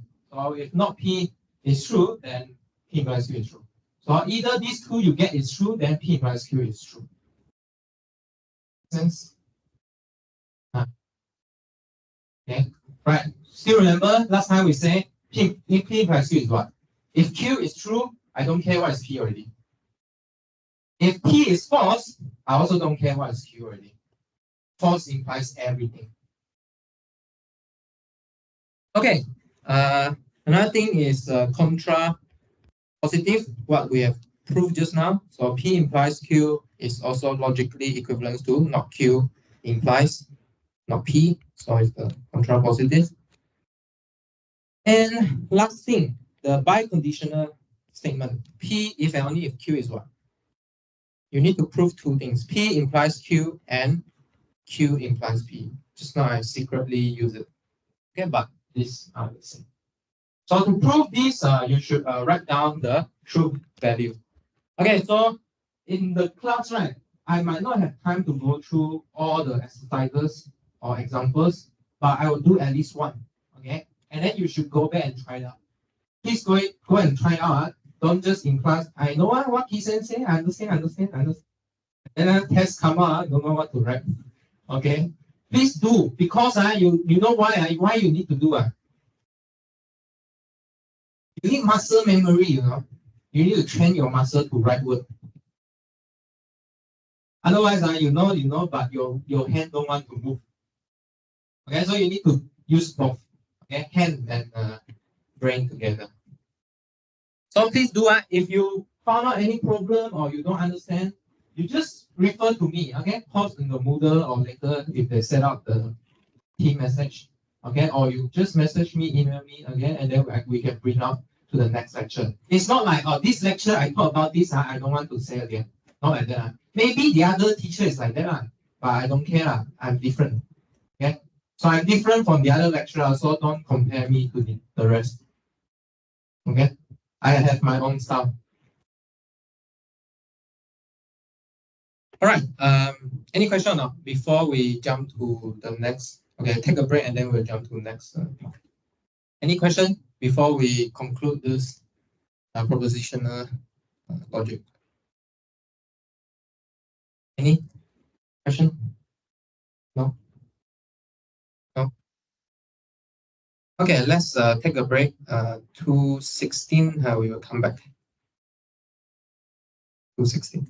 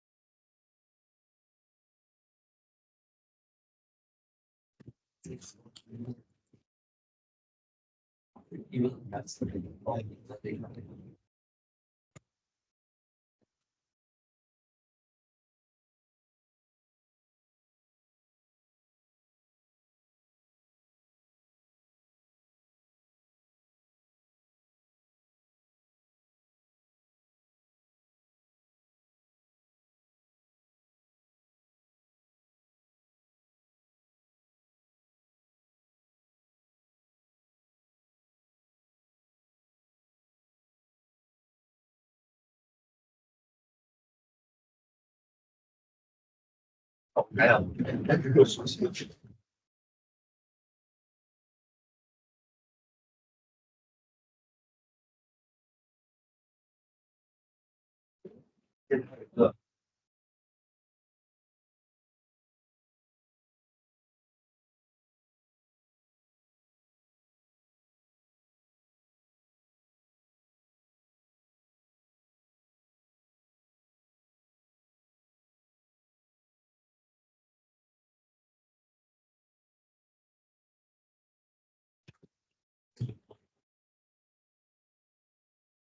我说这话就啊，点不开心的一个东西啊。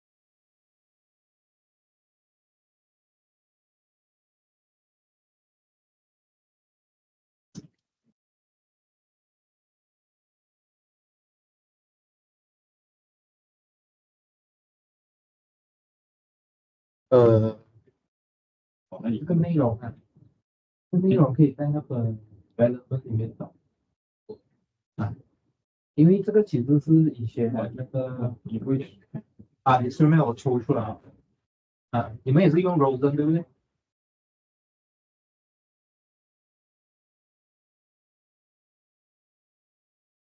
也是 Rosen 抽出来，类似哦。我有一点忘记了，我没有改它，就是以前我用，但是这个 row 在那里来，你们笔记也是差不多一样，因为你们笔记是重复的。我也会出笔记啊。So I mean，你在课你只要听得懂先，你听得懂了，然后你再回去读书。必须读，必须读，必须读。呀，你懂听得懂了，你再回去读书。然后读不懂或者听不懂，然后你都要回来这样子。呀，没有，你在班上听得懂，回去读，读一下看懂不懂。OK， 读不懂，听不懂，再来问。OK。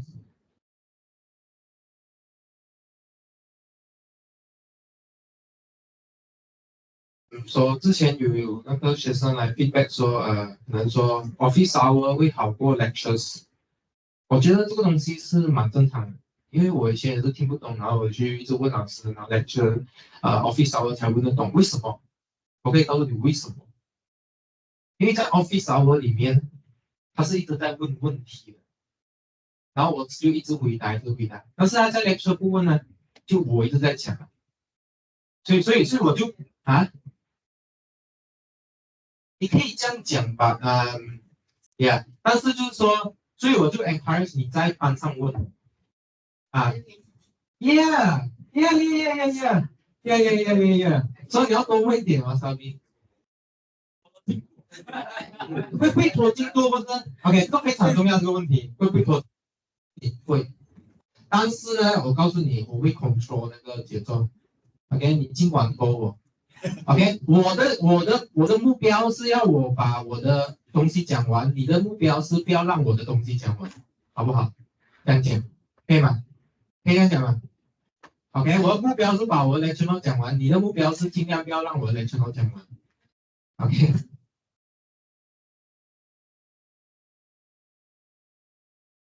yeah。Okay, so let's start for the last hour. Okay, so now we'll talk about predicate or quantification logic. So we want to quantify, okay, for every that exists. Okay, we want to introduce this. So before that, we quickly do one short definition for set, and then we will come back to set again in set theory. I think hopefully tomorrow, should be tomorrow. So let's do this first. So what's the set? So a set is an unordered collection of distinct objects. So in set, right, we don't really order things. Okay. So for example, set of 2, no. You are 2, 3, or 4, right? Yeah, 2, 3, or 4. So set of 2, 3, or 4 students here. So I won't order you. Okay. Maybe I say Reddy first, Jinson first, Ethan first, but there's no ordering here. Okay, what we care is just who is in the set. Okay, and then they have to be distinct. I cannot say there are 2 Larry here. No, just one. Okay, if Larry is 1, then 1. Like Hang Wei here, maybe got 2 Hang Wei, but we differentiate it. This one is Ethan Hang Wei, that one is Paul Hang Wei. Right. Okay. All right. So there's no distinct, unordered distinct objects. Okay, and then the thing inside, the object inside my collection are called the element. Okay. In the collection are called the elements.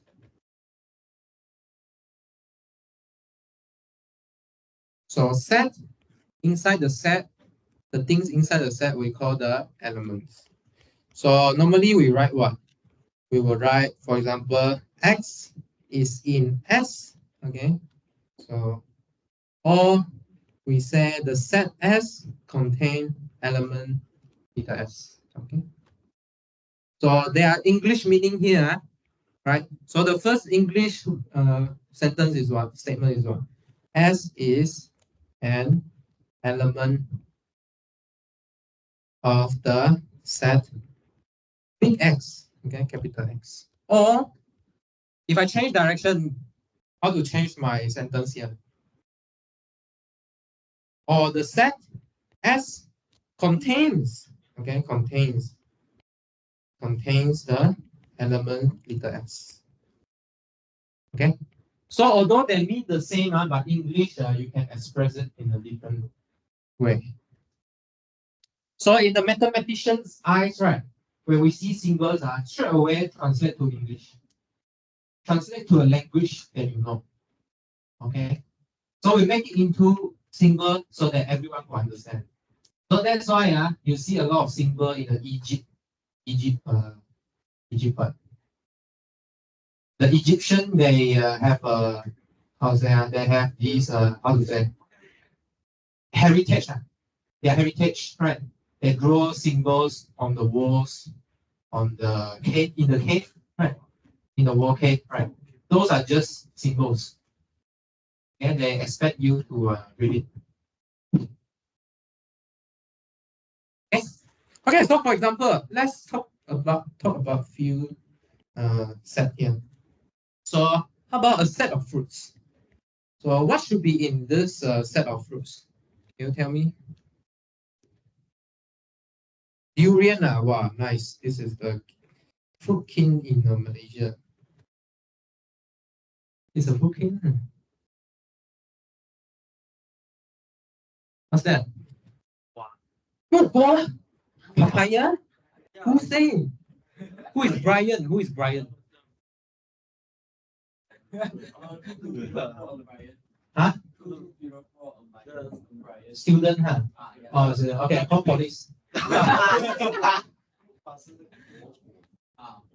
Oh, is it? Oh, okay. Then I didn't know that. Is it? Yeah. But Australian durian is coming from Thailand, if I'm not wrong. No. I mean papaya. Yeah, not coming from Malaysia. So how did it become maybe Thailand got more because national fruit? Interesting. I didn't know about that. Okay, what else? What other fruits? Apple, yeah. Banana. Hey, tomato. Okay, good. Okay, tomato. It's fruit. It's actually fruit. Okay, maybe honeydew. Honeydew. Melon. Right. Watermelons. Seagull. Okay. Limes. Dragon fruit. Anything you can name about fruits. Okay, is in the set. Okay, good. All right. Maybe if I go Australia, then there will kiwi pops out here.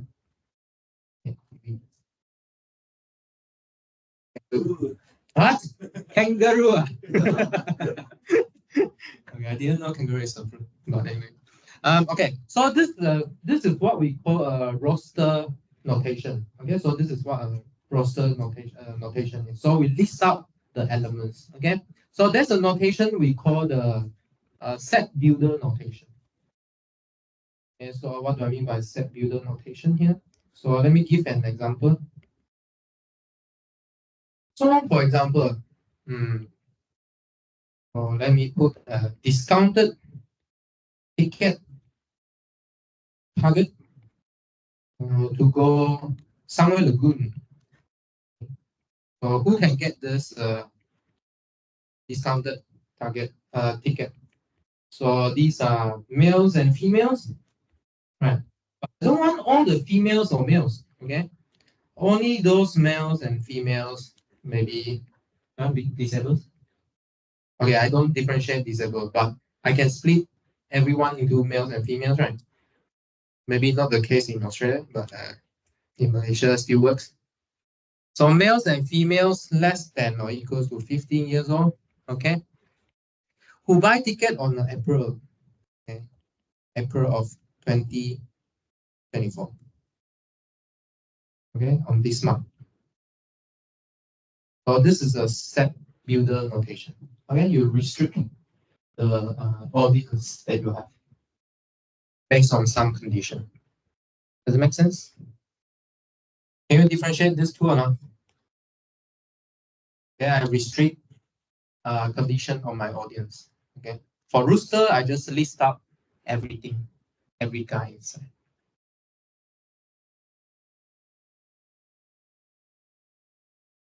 Okay. Any question about this writing here, set writing? About writing a set?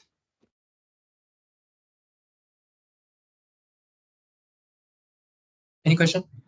No. In AA, you should see a lot of set notation. Okay, so let's go. All right.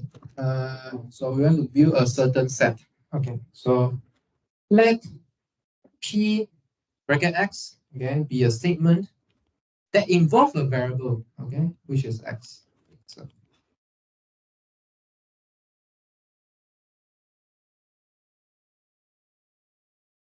okay, and the set that S live in, okay, is called the domain of discourse.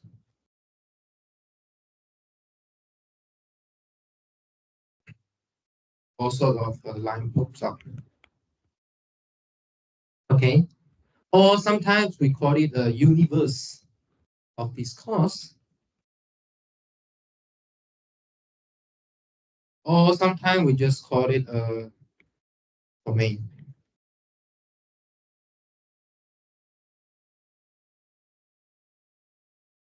Okay. And then the truth set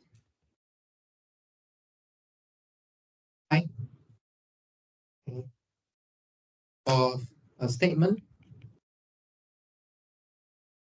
Tx is the set of all values of x that make Tx true. Okay. Does anyone know what is this definition saying about?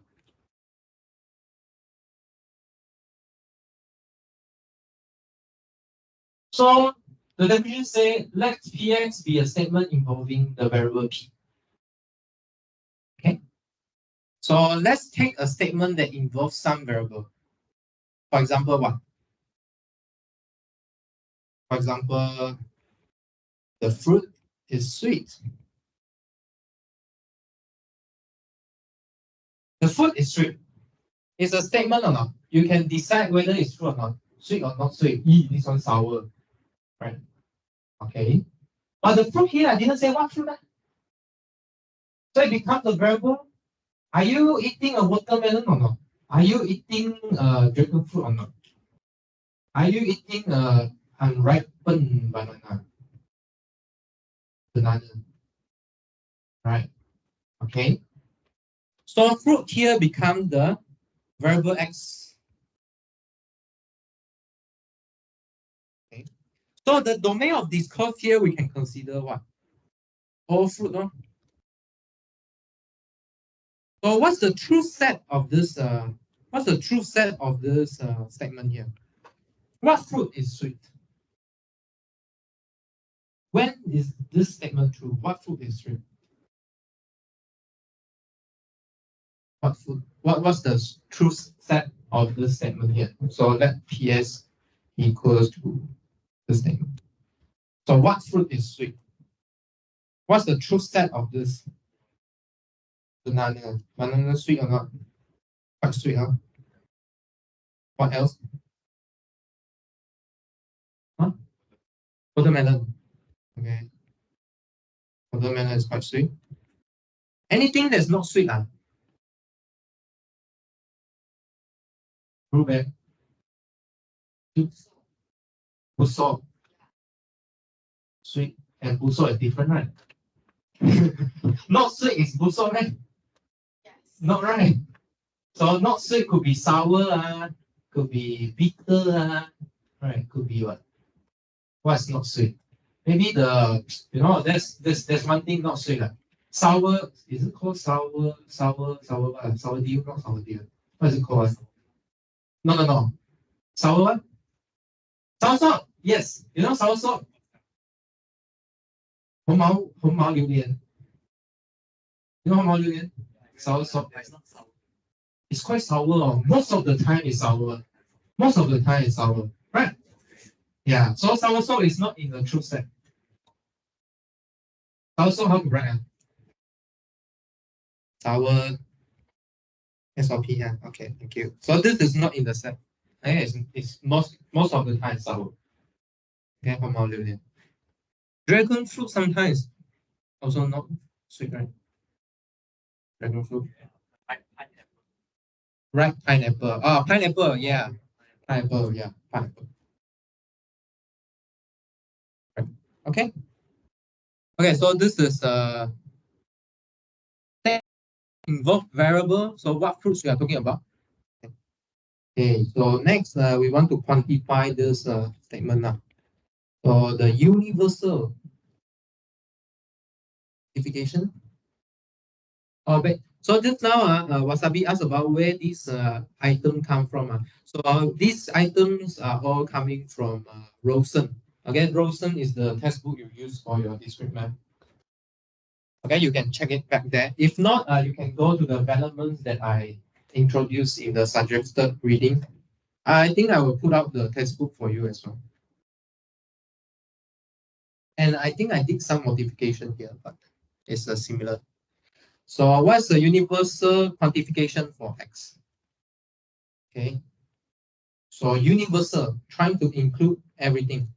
So it is the case that for all values of x in the domain that you consider, okay, px is true. Okay. So notation wise, we will write for all x d px. You know why we write this v and then as this this is what? This v, this is not a v, This is an inverted a. The capital A, you invert it, and that's not for all. So it comes from the for all, and then inverted. You know why they did this? Because back then in time, they used the typewriter. So typewriter only have 26 alphabet, right? So you just pick up the button and then invert it and then for all. They exist also like this. Later I show you.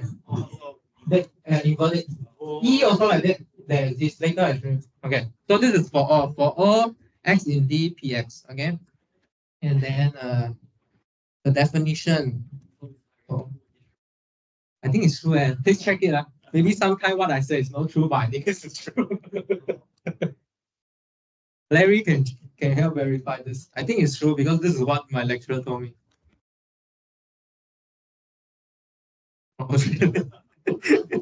Imported. Okay. So this inverted capital A is what we call a universal quantifier. Okay. So how many ways we can write it? We can say for every. Okay. Also is for all. For all. Okay. There's a difference here. When you say for every, usually we use singular. Okay. For every student, for example. Okay. Or we will have a plural. Okay. This is about grammars. Okay. And then you also can write for any. Okay. For any also the same as for all. Or given. Okay. Given a student. So anyone you put, it is also true. Or sometimes we will say an arbitrary student. Arbitrary. Right? This is also these are equivalent way to say for all. Okay. So when is it for all xpx is not true? I think we have encountered this already. So when is the statement that for all x, px not true? It says that for every x in the domain, it must be true, right? So when is it not true? Just find one x in the domain such that px is false. Okay. So this is what we call the counter example. Okay, just now we already encountered this case here. So I make it precise. So such x is what we call a counter example.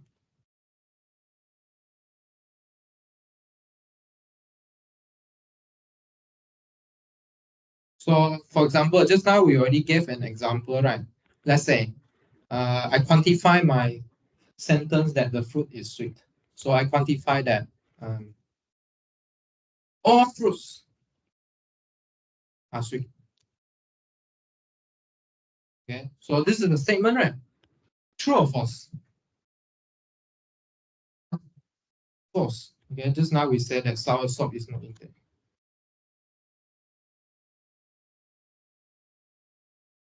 All sweet foods are sweet. Yeah, I don't want to comment on that.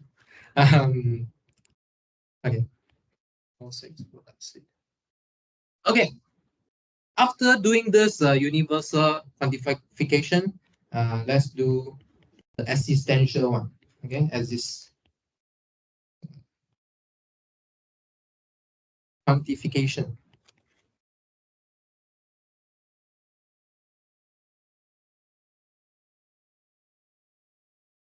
Quantification. Okay. Is what? So is the statement saying that there exists an x such that PS is true. Okay. So there is an element x in the domain. Okay. So in the domain is very important because once I change the domain, maybe the true value changes. Okay. Yeah. Very depend on domain this true values in the domains such that px. So I will use st for the shorthand of for tx. So this one is such that. Okay, so the notation here is what? So the notation is there exists x in D such that px. Okay, so you can see that this exists here, E is the inverted capital E. Okay, you take the E and then you invert it. All right. And this thing is what we call the existential quantifier. Okay. So just now we have universal quantifier. Here we have existential. Okay. So what are the equivalent way to talk about existential? So there exists, again, there exists a thing, or we say that we can find, okay, we can find a fruit, maybe that's sweet, or there is one, okay, there is one. These are equivalents where to say there is.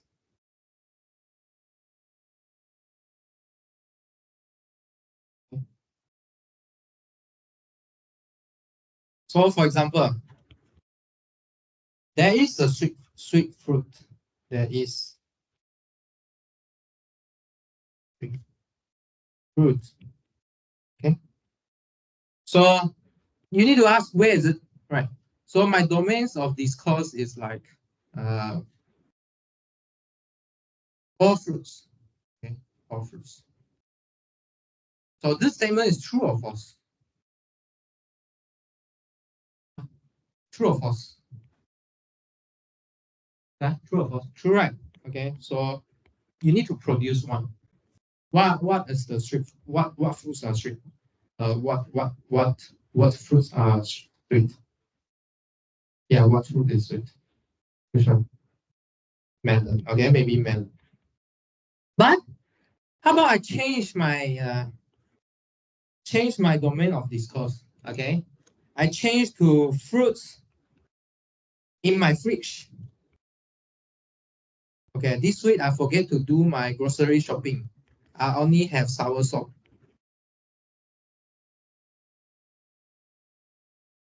This statement true or false? False. No? There's no sweet food in my fridge. There's only sour salt in my fridge. Okay or not?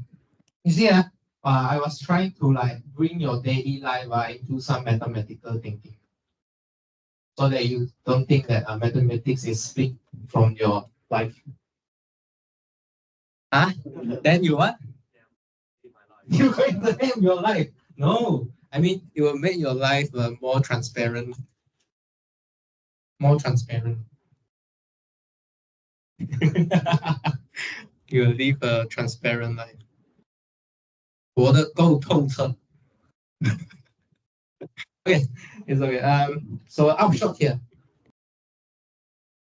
Okay, so let's do some summary here. Sometimes one second.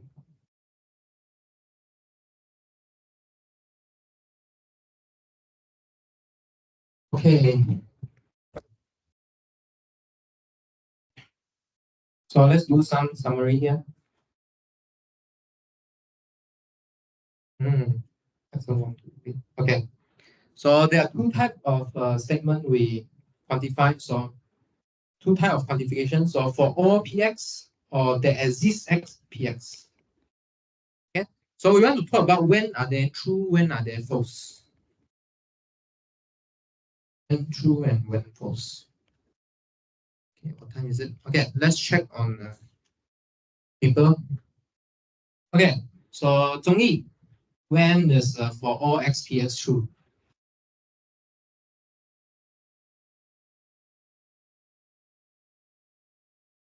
Yeah. When is this statement true?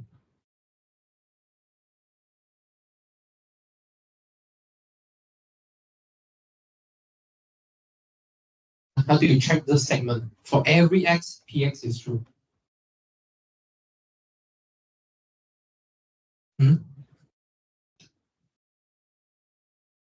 Px is a segment, right? You can say whether px is true or false.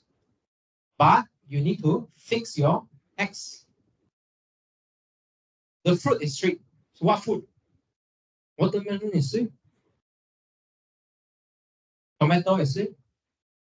Okay. So you need to check that this px, the statement px, is true.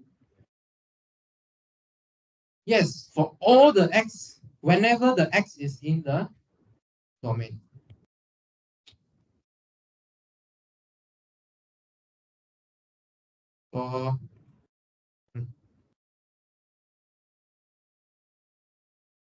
So you need to check that px is true for all.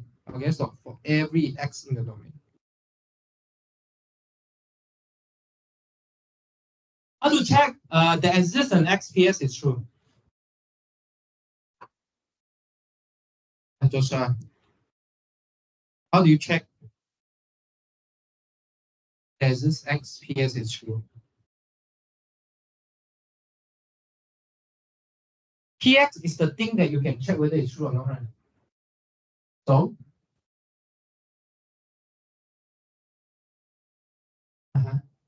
At least one x. yes, for some x. Okay, so there is an x for which px is true.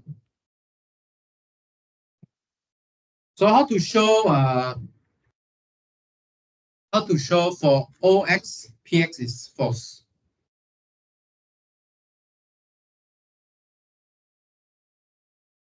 Roland, I'm going to try. So how to show that for all x px is false?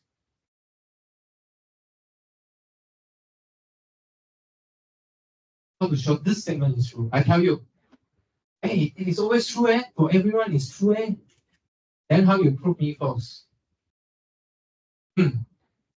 Yeah. Such that as in the domain such that px is true or false? False, right? It doesn't work. There's one guy cannot work.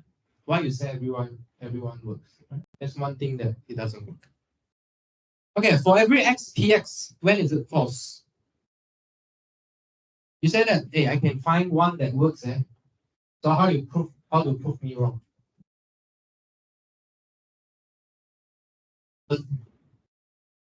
I said that there's one condition, there's one way for it to work. You said no, it won't work one. So how you prove me? How to prove me?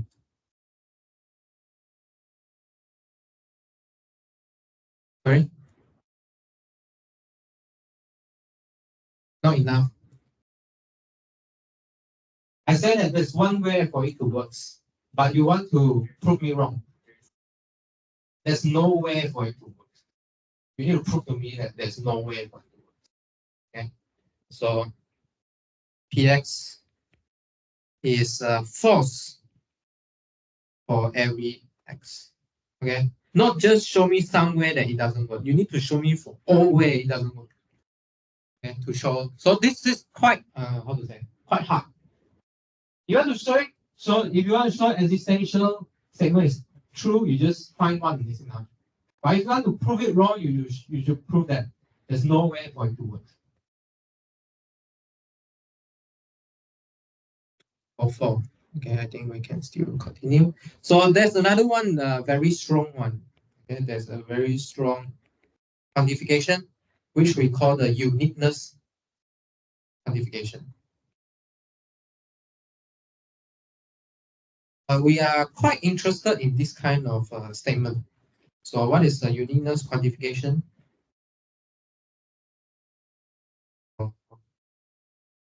Is the statement, again, what kind of statement?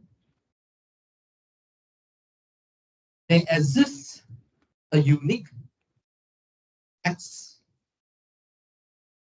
such that px is true.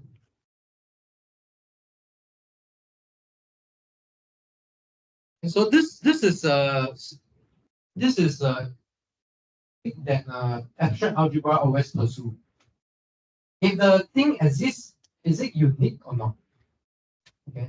If it exists, is it unique or not? Or everyone can satisfy?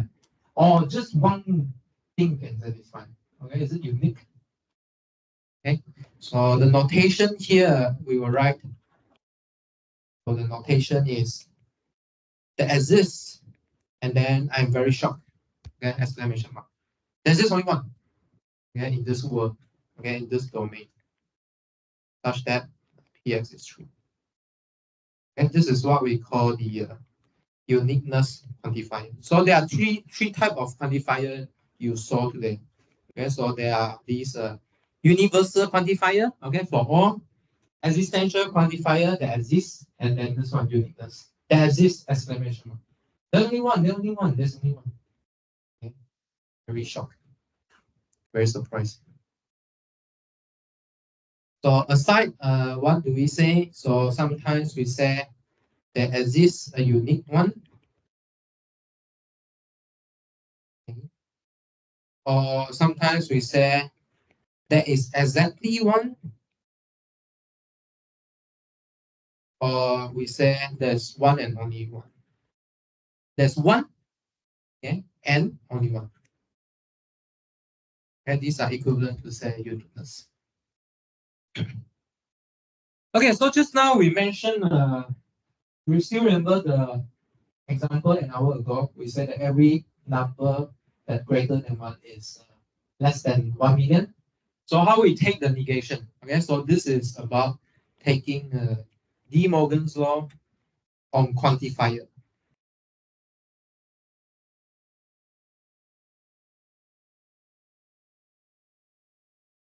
So later I will show you using this principle here. Yeah, one things about my teaching is I typically don't teach just by example. I'll teach principle. Okay. So this make my lectures a bit hard to follow, because if you want to understand the principle, you need to apply. So this puts some pressure on you to do exercise. So you must do exercise, otherwise you won't get the principle. But what I want to tell you is the principle I tell you will work for all examples. Just now we learned quantifier. But the principle I teach you will work for all examples. But others lecturer teach by examples. Not all examples can work for, okay. Not examples cannot work for all examples. You just learn some examples. Some examples cannot work for all examples. Okay. So this is why I opt to teach principle. Because whenever I explain to you a question that you don't know, I can come back to my principle one. And then if you learn by example, somehow the lecturer will try to bring out extra thing, and come in. This is how they trick you in the exam. I tell you the exam trick. This is how they trick you in the exam. They can put hard questions so that you cannot do one because he didn't teach. Seriously. So this is what I don't like. What I do is I tell you the principle. Principle is hard. But if you understand it, and then every question will become easy. But this process is long and hard. So you need to get over this process again and again and again. Then one day you become pro. Seriously. Yeah, seriously, you will get pro. Pro max. Okay, you'll get pro max. Okay, so let's see what's the negation of the statement not x px. And what's the negation for all x px? Okay, so what's this negation? So let's write down the equivalent statement here. Okay, so what's the equivalent statement here? Not there's this x px, we will write it as for all x, not px. Okay, so you see that the not pass through the quantifier, pass through the statement. Okay, so once you pass through the quantifier from existential, it becomes universal.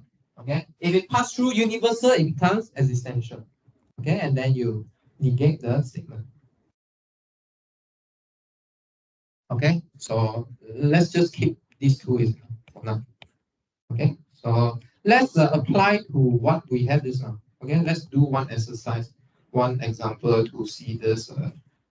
To see what doesn't want to let me. Okay. Okay, so let's do what we have just now. Every number is okay. Every number greater than 1 is less than a million. So we are trying to negate this. Okay, I'll put a negation here.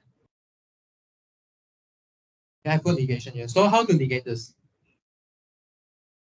So I should say here is for every x in, okay, we fix our domain of discourse is R. Whoever introduced R, so just think of this R as what you know first, such that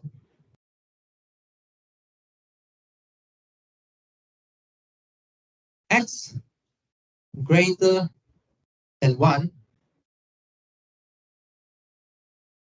implies x is less than a million.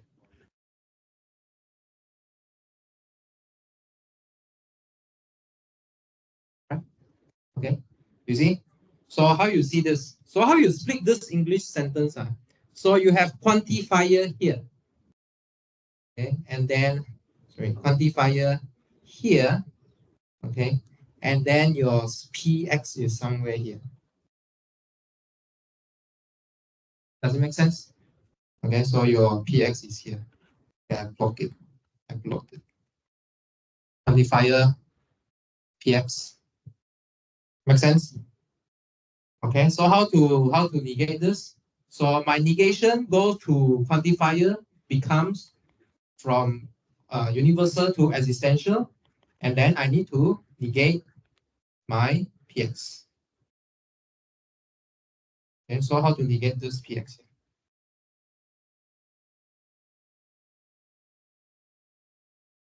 Not p implies q.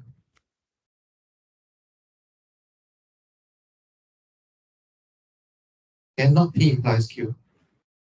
How to negate? Do we know how to negate this? Not P implies Q.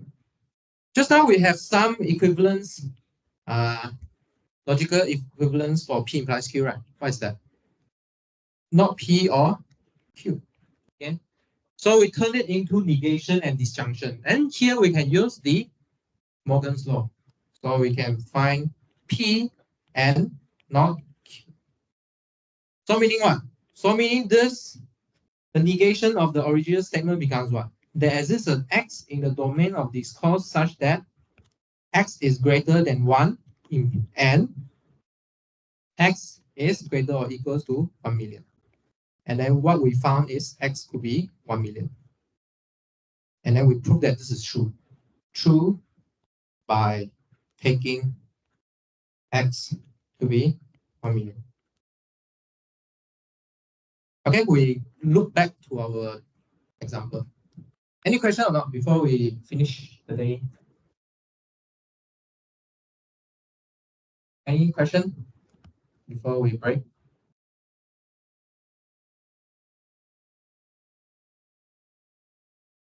No question? Okay, maybe I talk too fast, but go back and digest tomorrow 8 o'clock, bring problem back to the lecture hall. Huh? Hey, 9 o'clock, sorry. 9 o'clock. 9 o'clock. Too excited already. Okay, 9 o'clock. 9 o'clock. Don't come too early. I'm not here. 9 o'clock, okay? Okay, so we'll see you tomorrow.